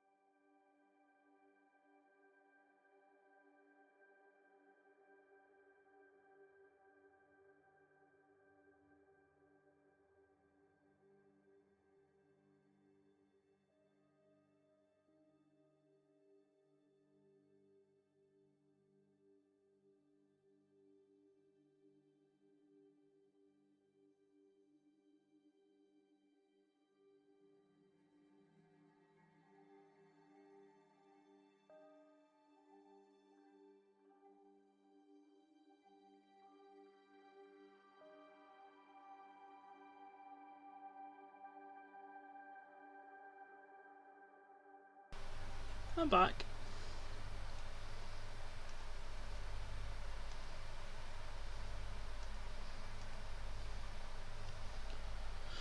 Oh dear. Oops, we won't do that. Let's try that again. Yeah. Oh god.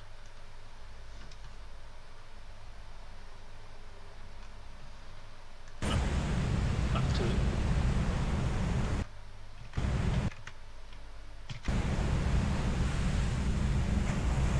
So just me and thee again, Daddy Huggy.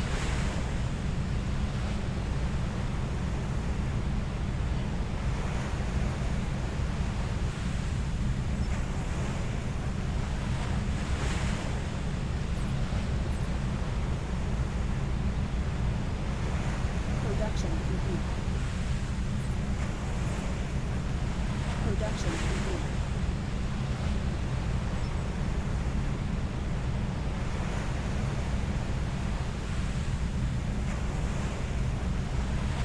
Production complete.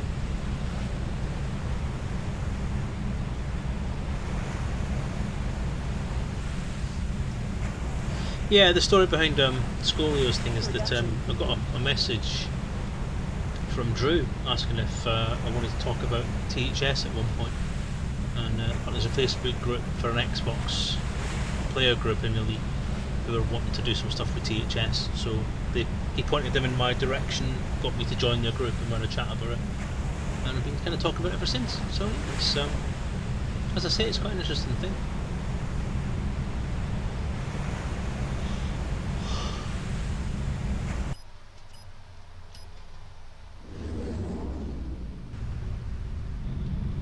Wow, nighttime. One hell of a storm, sir. I'd say we wrap it up for the night and come back in the day when the weather's more favorable. I strongly disagree with fleeing due to bad weather. Sir, our units are not susceptible to bad environmental conditions. Sir, it appears that there are several shielded anti-aircraft nests around the island powered by a central shield generator. Using air-based units will only get them destroyed, so concentrate on a ground-based assault for now. This island might have the next part to the Hammerhead system, which should be kept in the island's research center. We'll need the access codes to the underground R&D section, so getting those is top priority. We should be able to get these from the command center, though it's closed off by gates. Start off by taking out the shield generator and the AA nests, then we'll deal with the gates.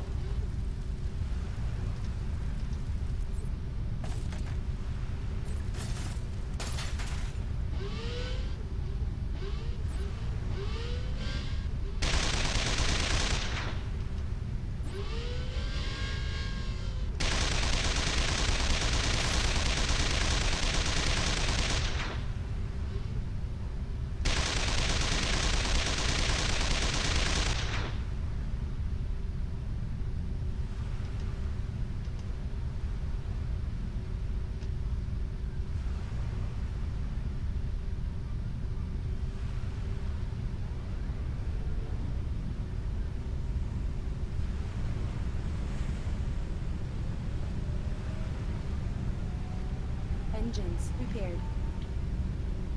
Armor repaired.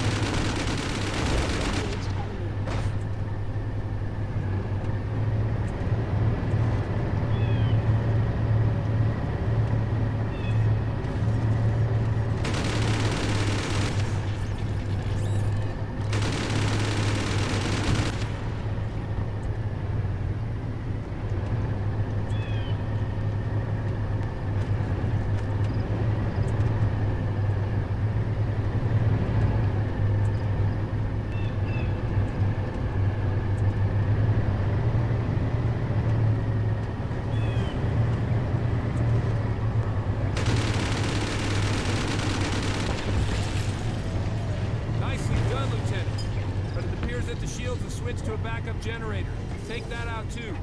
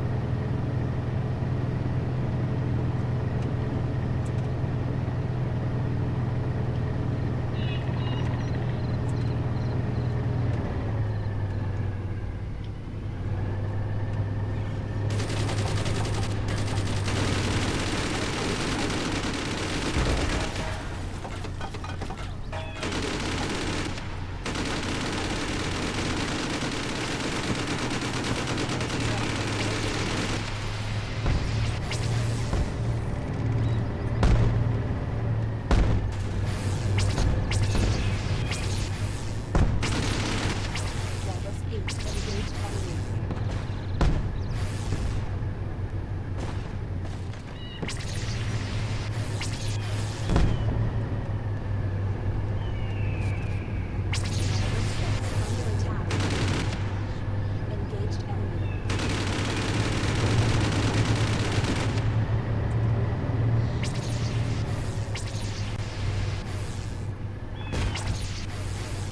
Walrus 8 under attack.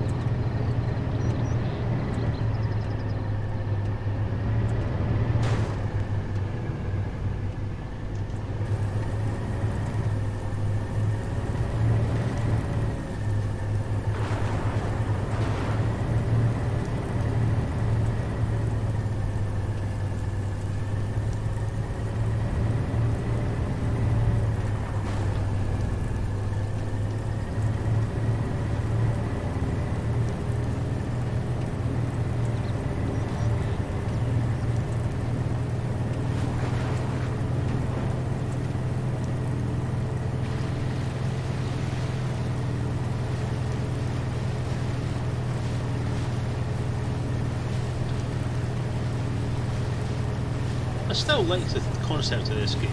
I like the whole idea of having a carrier with stuff on it that can go and do little missions and stuff. It's just such a cool core idea for a game.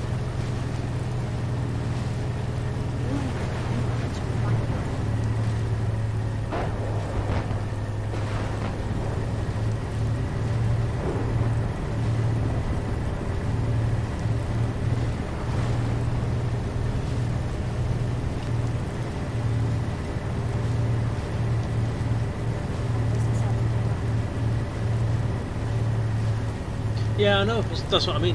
So I still think it's a good concept. I just love this concept. I think it's great.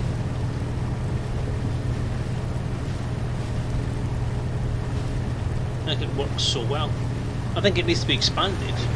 I mean, an expansion on it would be a good thing. So you could have walruses, you could have mantas, and maybe have some other stuff. Tanks, helicopters, planes, troops. What else? I don't know. Submarines, little submarines. I could see it working as well as a kind of little exploration game, maybe.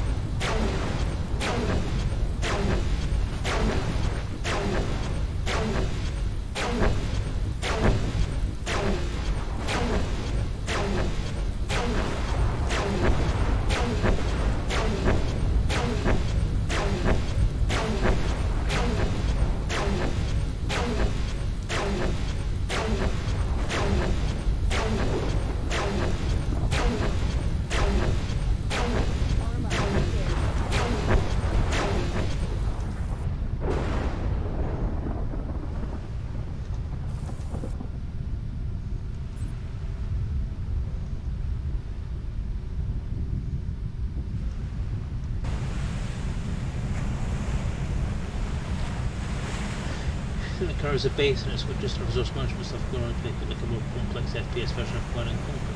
Yeah, I can see that.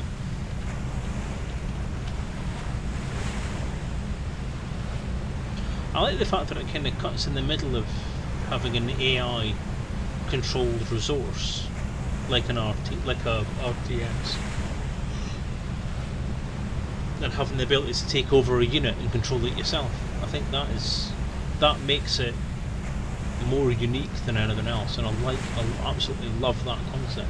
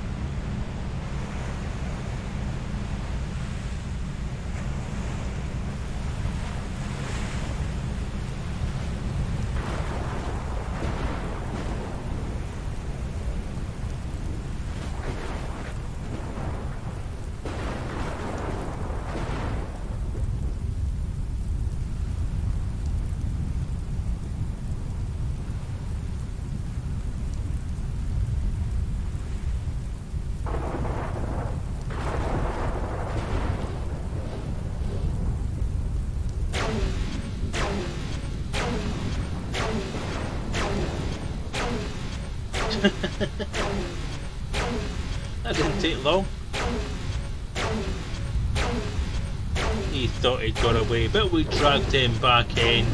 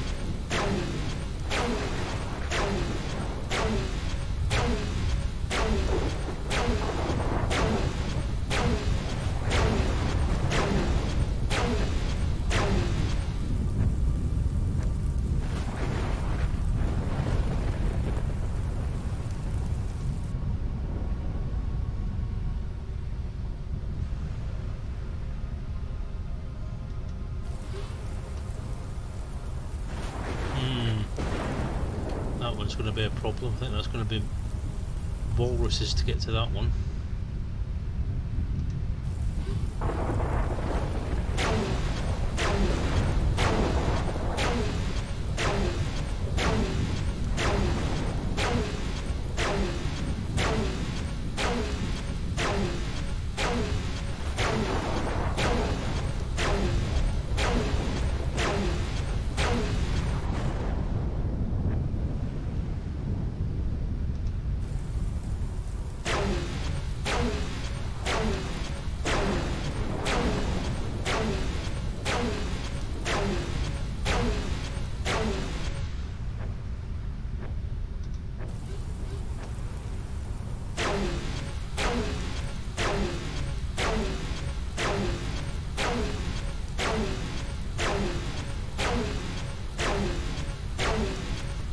Awesome.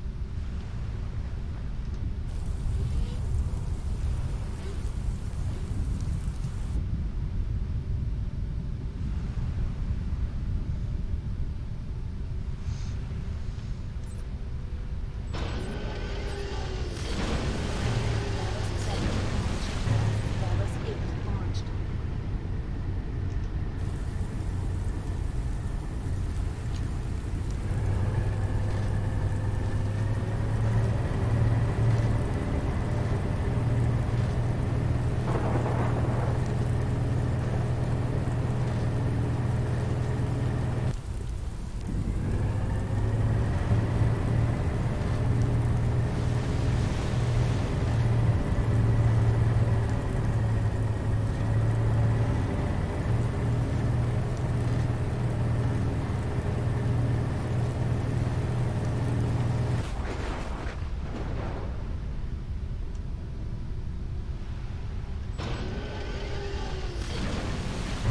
Walrus 6 launched. What kind of sandwich you got?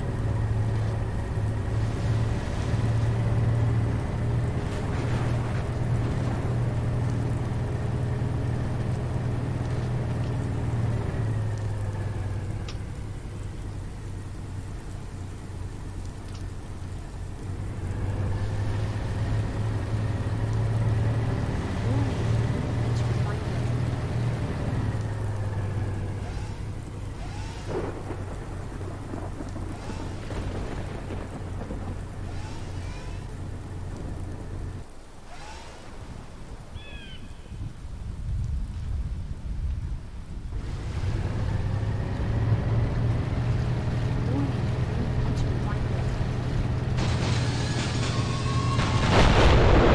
Walrus 8 heavily damaged.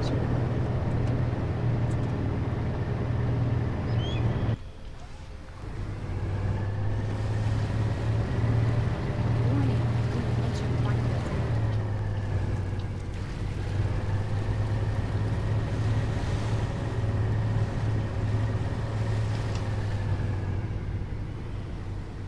Drop.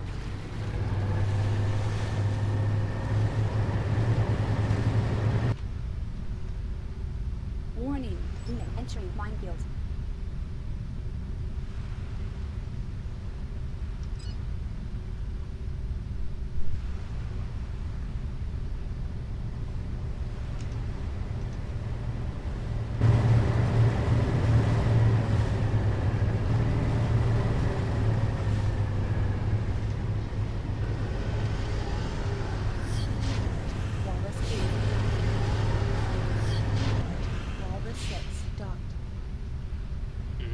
especially some because they were getting a repair as well after the minefield.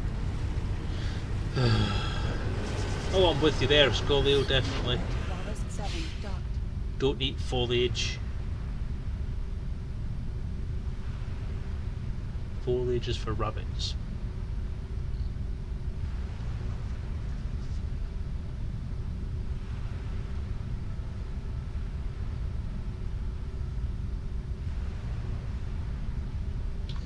I wonder, can I...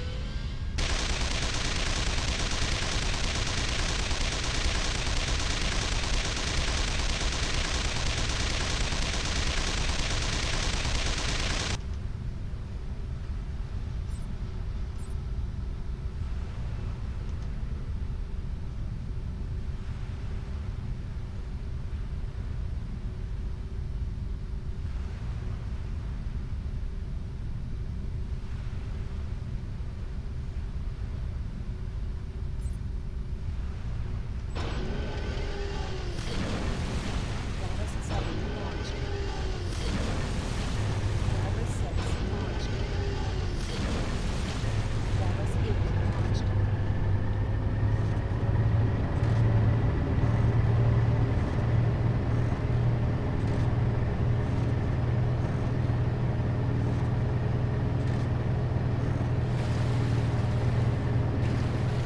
Warning, unconventional bandwidth. Warning, unconventional bandwidth.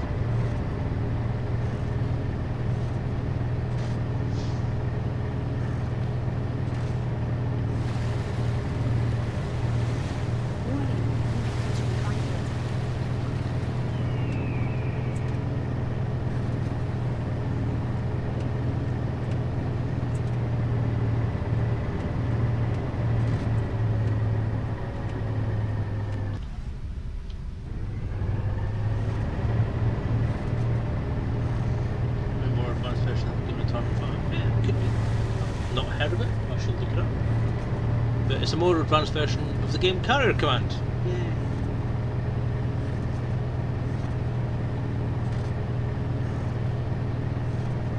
Warning, unconventional bandwidth.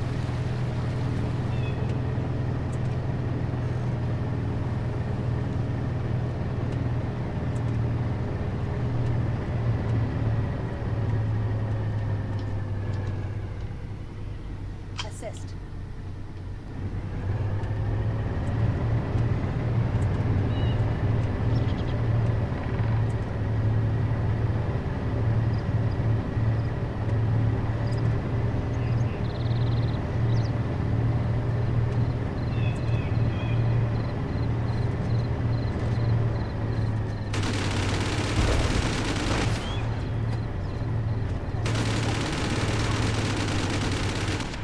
Engaged.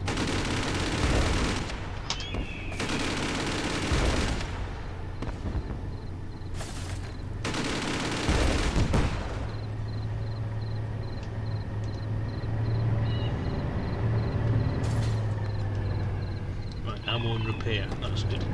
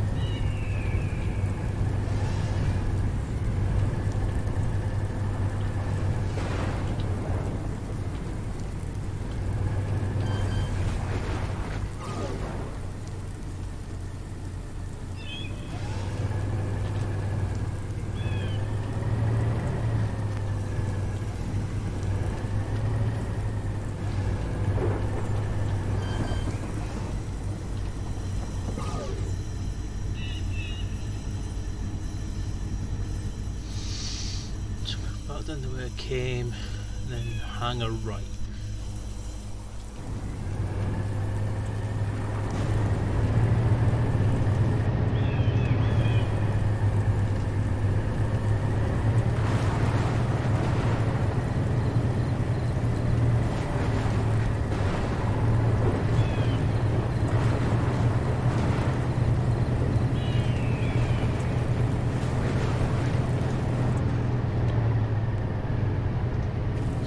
Straight on.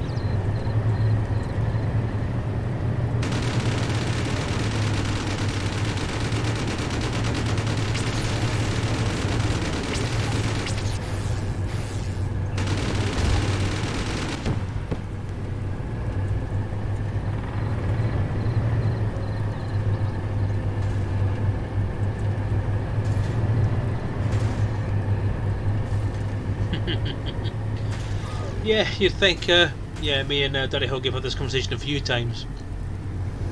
They don't, they attack you in bits. Almost like they don't know you're coming.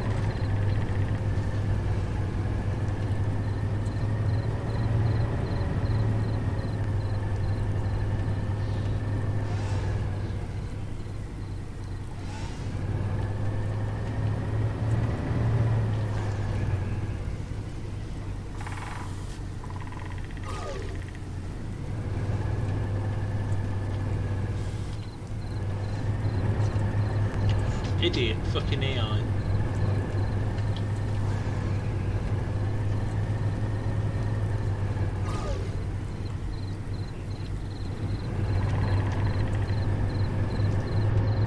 Right, so now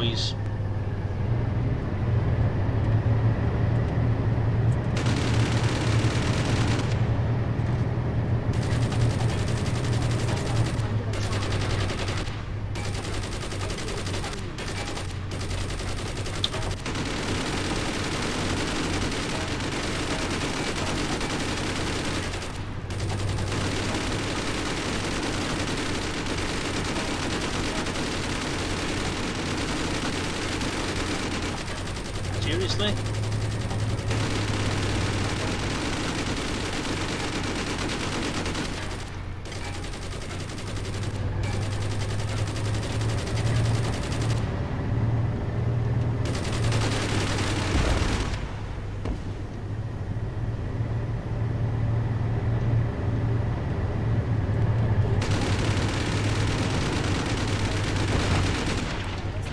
Heavily damaged. Who sticks?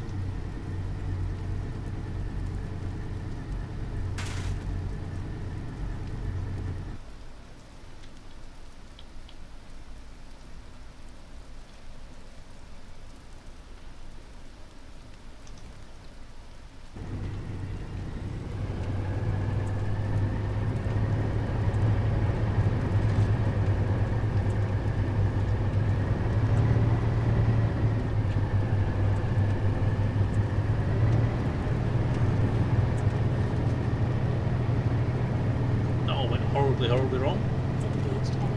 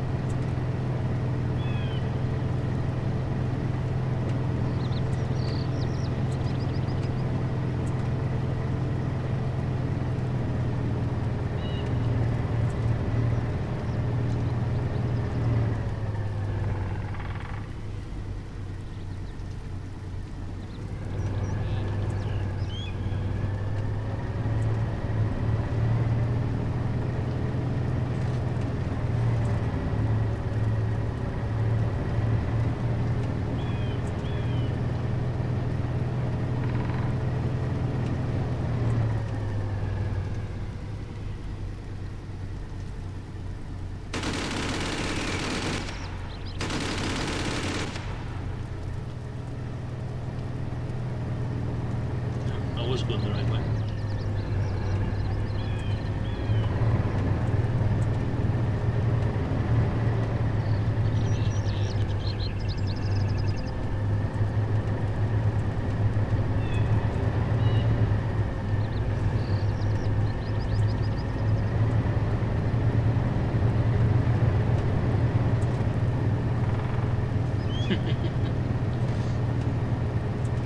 Yes, you would.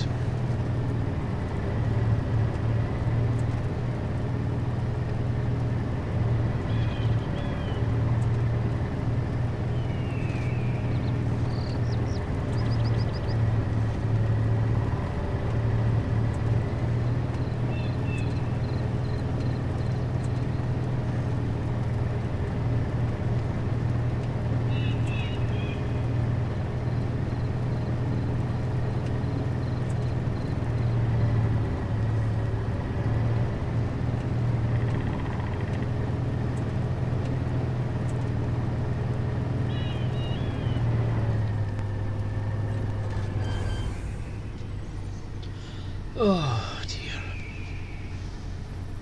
Oh. I always end up playing this game for far too long. Yeah, something to make you die even quicker. Just what this game needs.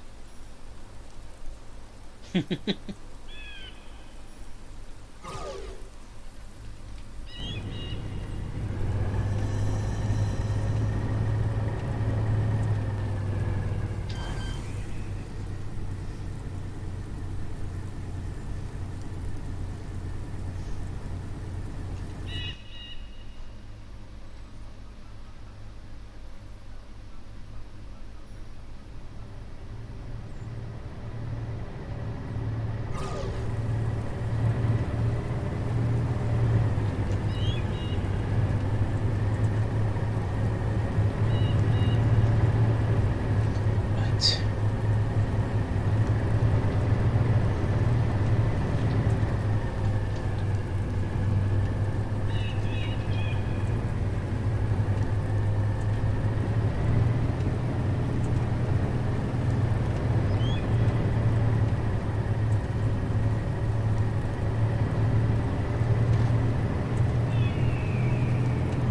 Let's try not to screw it up again.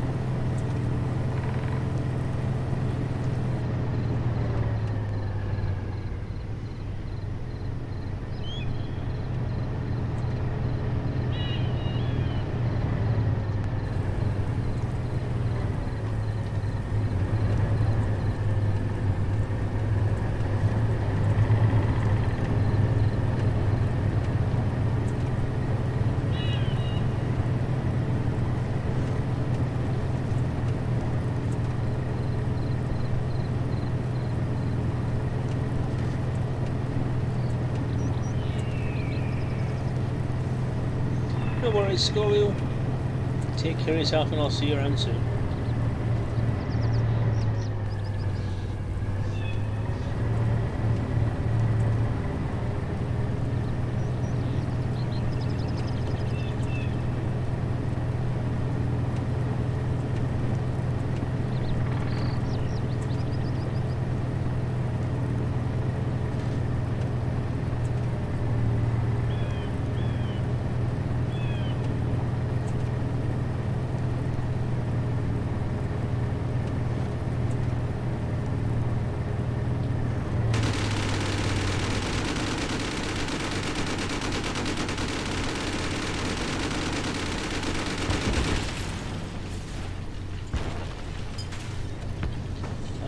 A hell of a walk. I just blew myself up again.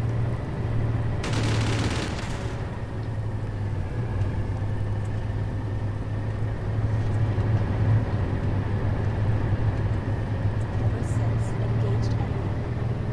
Walrus 8, engaged enemy.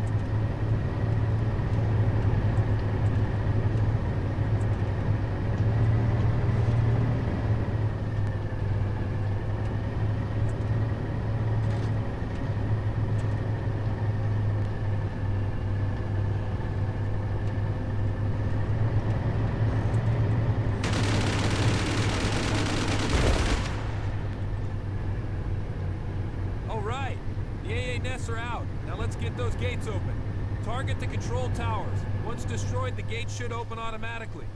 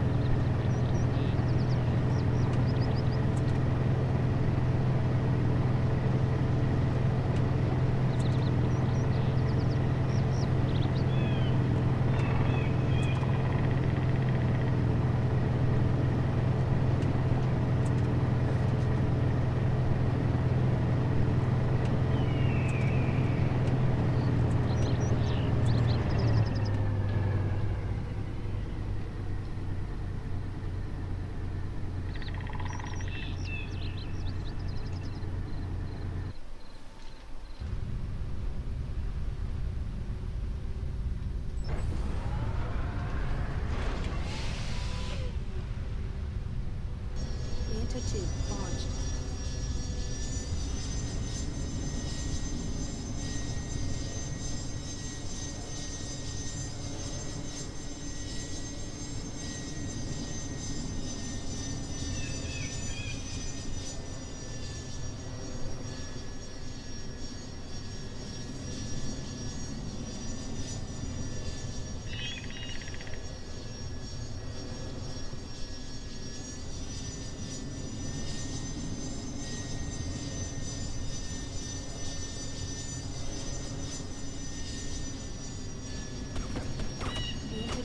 Enemy attack. Engaged enemy. Unit 2 heavily damaged.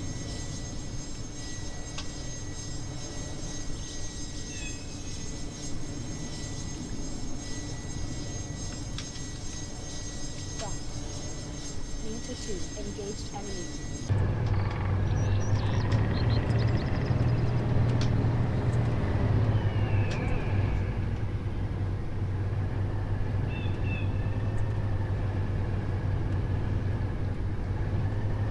Unit 2 docked.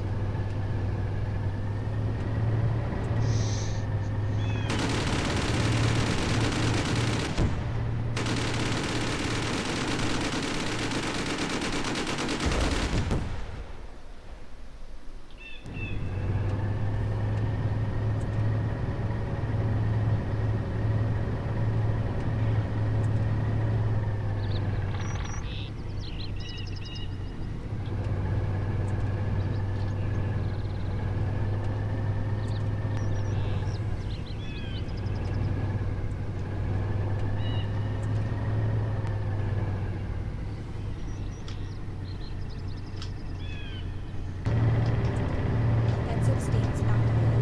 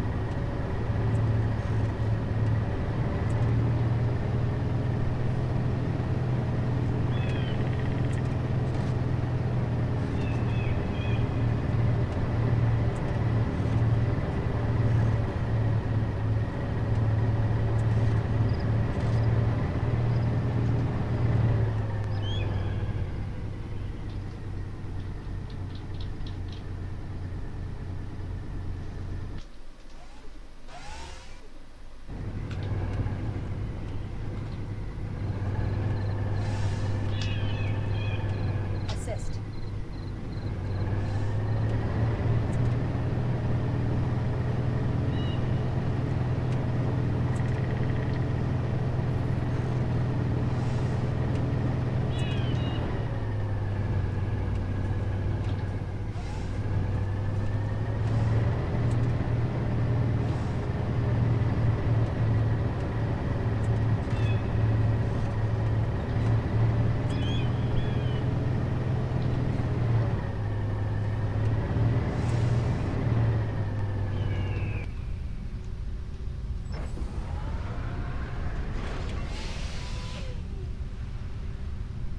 Unit 2 launched.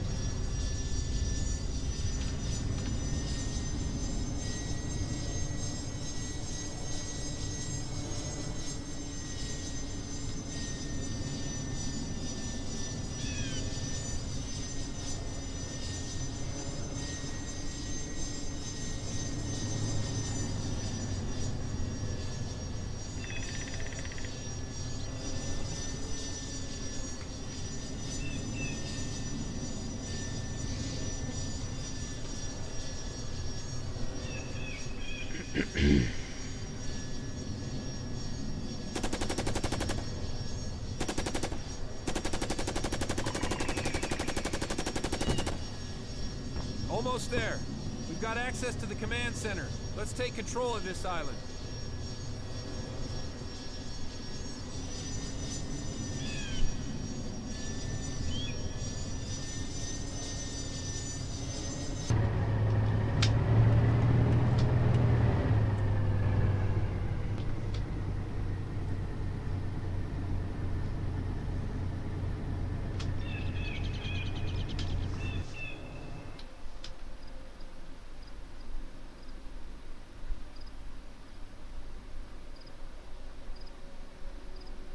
in dock.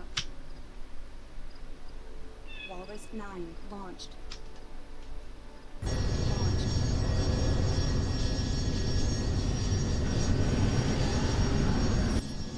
Walrus 9 docked.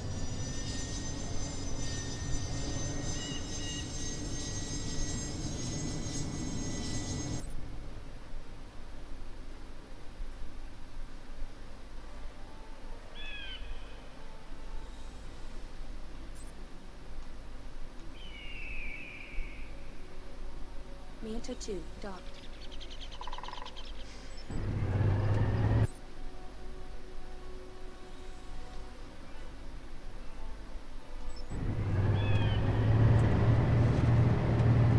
Warning, unit entering minefield.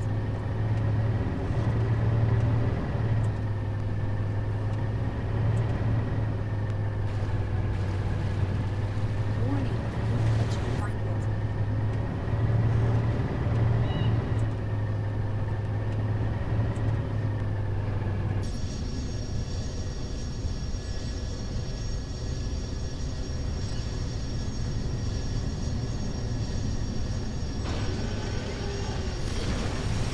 Walrus 9 launched.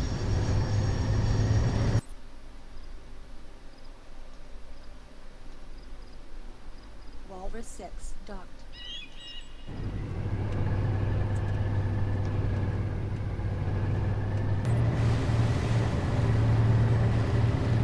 Warning, unit entering minefield.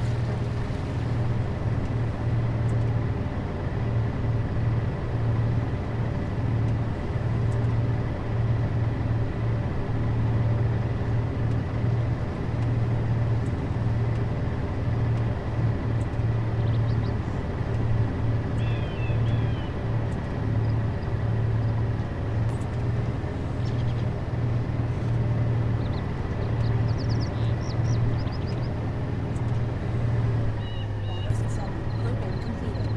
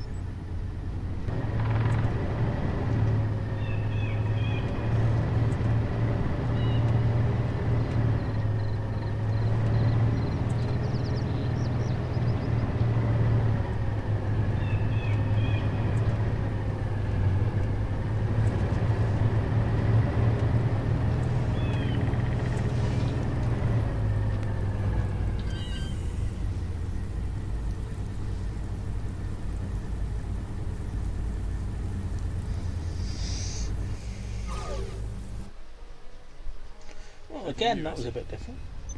Sir, I was able to decrypt the access code to the research center. You can check on the display over there. According to Captain Aurora, a part of the Hammerhead system might be stored there. Excellent work. So we only need to send in a unit to pick it up and it's ours. Not exactly, sir. Getting there shouldn't be a problem, but getting it might be a little trickier. Look, the core of the research center is hidden several floors underground, and it may still be protected by enemy units. Great. That means I'll have to go there and get it myself. Tell Anderson to prep my gear. I'm going for a walk. Ooh, FPS again.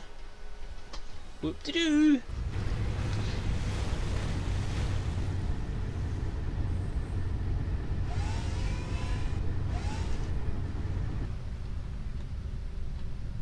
Just sent Tank 7 over there as well.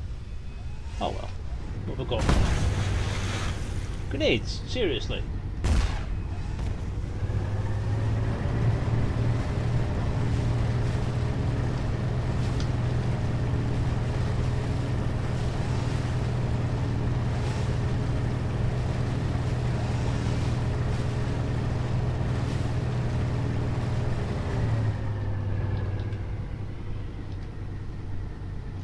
Not only that, but they moved everything around.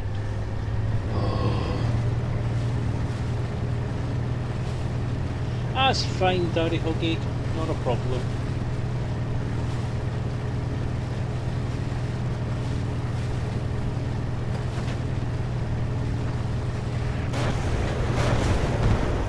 Sir, I'm getting artillery pounding all over the island. Looks like there are a few howitzer-armed walruses being controlled directly by APA soldiers. Come on, you gotta be kidding me. They just don't know when to give up. Oh, shit! Sir, there's APA units crawling out from everywhere. They must have been hiding in the subterranean. Oh, that makes it so much better. Man, these APA are merciless. They're firing artillery even though their own units could get hit. We'll need to stop the howitzers before they reduce the island to rubble. Watch yourself out there, sir, and stay clear of those artillery blasts. That's the plan. On the way.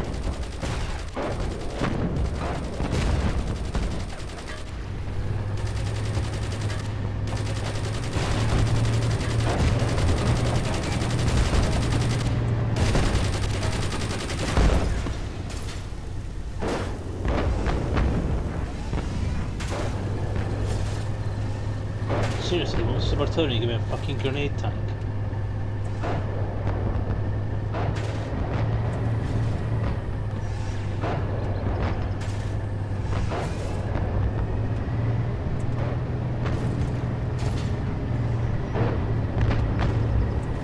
Can't aim them for shit.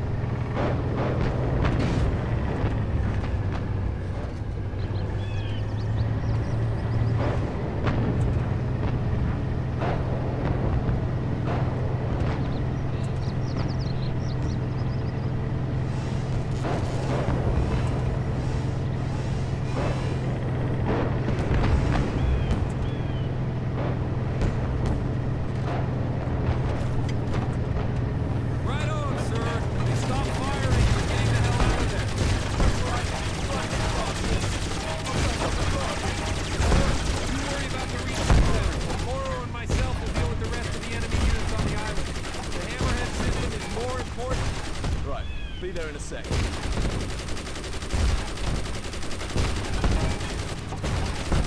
Yeah, I've got no fucking chance.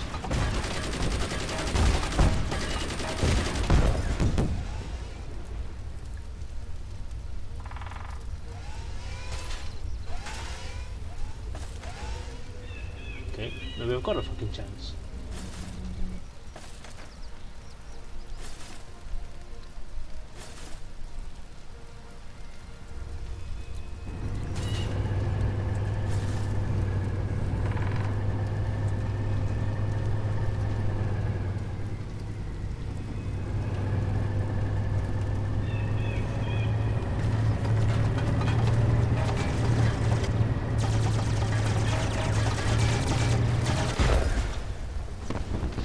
Yeah, well that was never going to happen really, was it?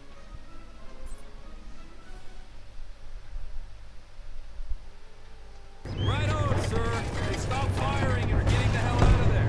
That's right. Run, you bastards. Not touch the target. Sir, you worry about the research center. Moro and myself will deal with the rest of the enemy units on the island. The hammerhead system is more important. Right. Be there in a sec.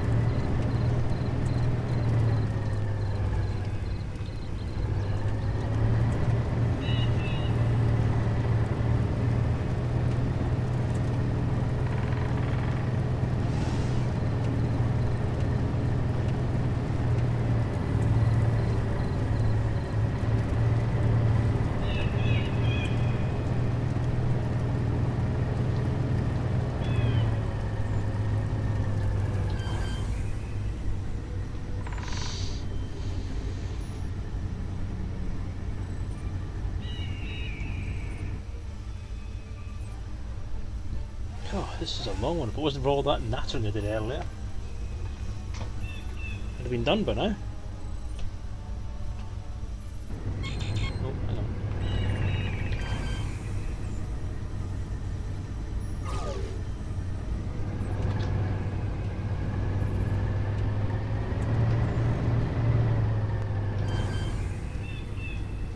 I can't believe they sent me in a bloody grenade tank. Of all the things, this is actually the worst loadout for the walrus. It's just horrible. Right.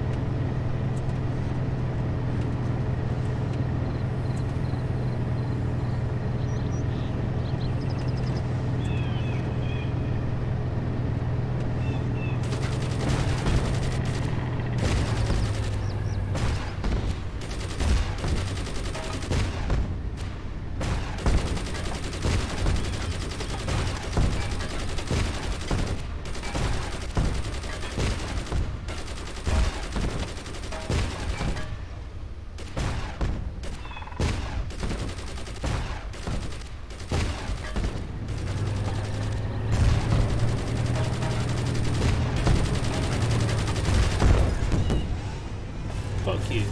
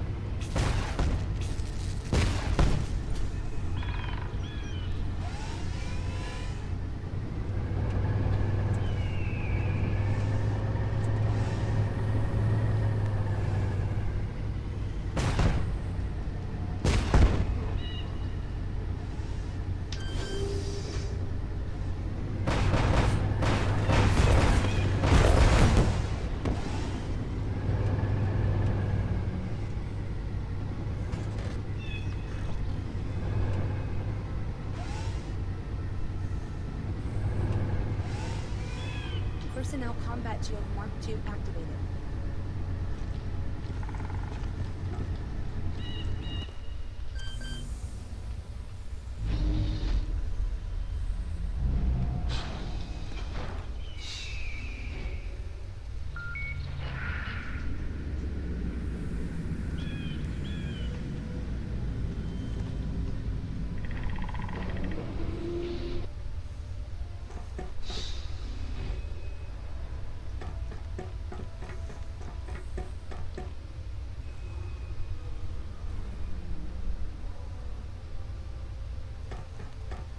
Doesn't look like it's in here.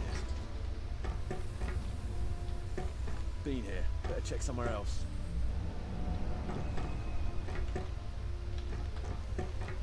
Been here. Better check somewhere else. Show your face.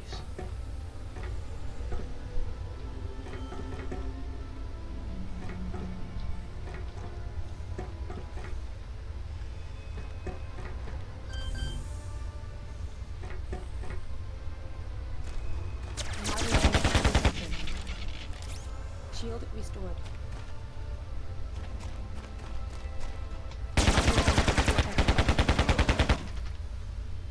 Shield restored.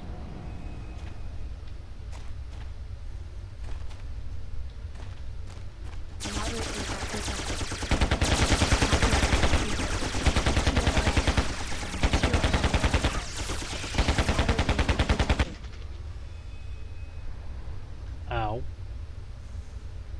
Shield restored.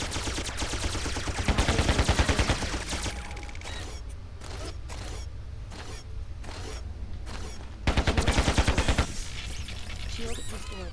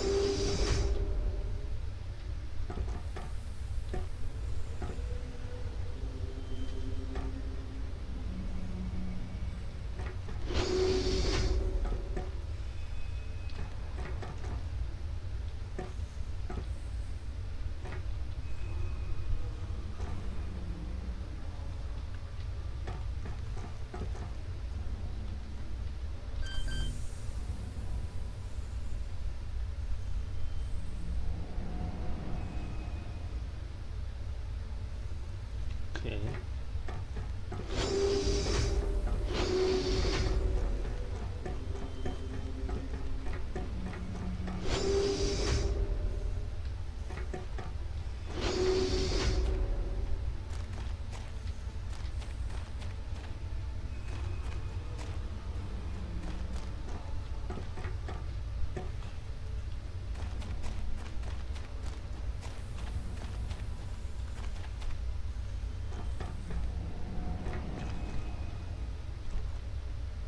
Alright, I found it.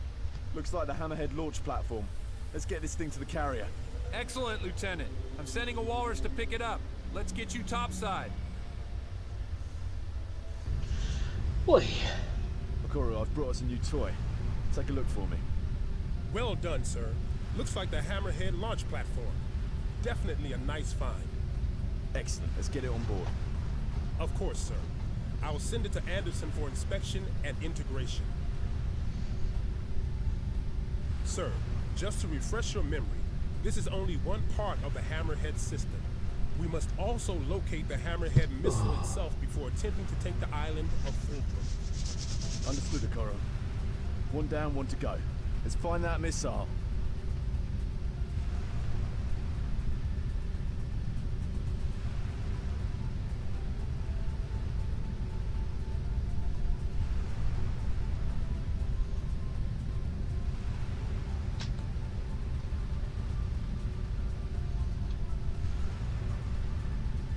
Okay.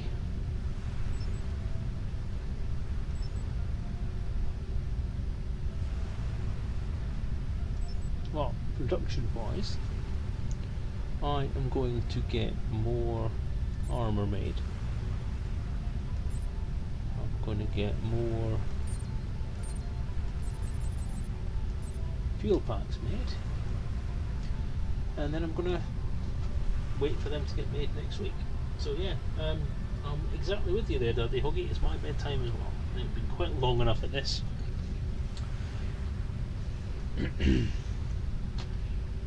So I'm just going to take a quick look at the map before we give it a rest. So I think the next one we're going to try is Granite, and hopefully that will have the one we're looking for.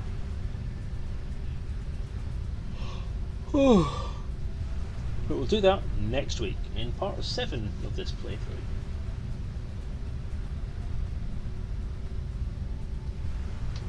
Oh yeah. So it is fun. Good night to you, Daddy Huggy. Thanks for watching. Hopefully see you next week. If it's not your week for Blood Watchers. But yes, I hope you've enjoyed the stream tonight. I apologise for going off on a tangent about Elite Dangerous halfway through. But hopefully you'll find that interesting, some people. Again, those of you watching on YouTube, a lot of these comments are directed at you, so you are very special people, and thank you for watching the videos. I hope you're enjoying them. So, I'm going to call it a night. I'm not going to procrastinate or faff about tonight. I'm going to bed. I will be on next week at the same time with the same game, because I'm going to continue it. I may as well now. I'm going to at least try and get to Fulcrum and see what happens there. I have a funny feeling I know what's going to happen though. We're going to encounter the carrier and it's going to have been either completed or nearly completed, and we're going to have a bit of a skirmish and it's going to get away. That's my prediction. Hopefully we'll see that next week, because I'm fairly confident that Granite is going to be the next island and it's going to have the hammerhead on it. Let's have a look on it actually. It doesn't really give anything away. So yes, take care everyone, have a great week and a great weekend, and I shall see you next Wednesday for the stream. Take care and good night.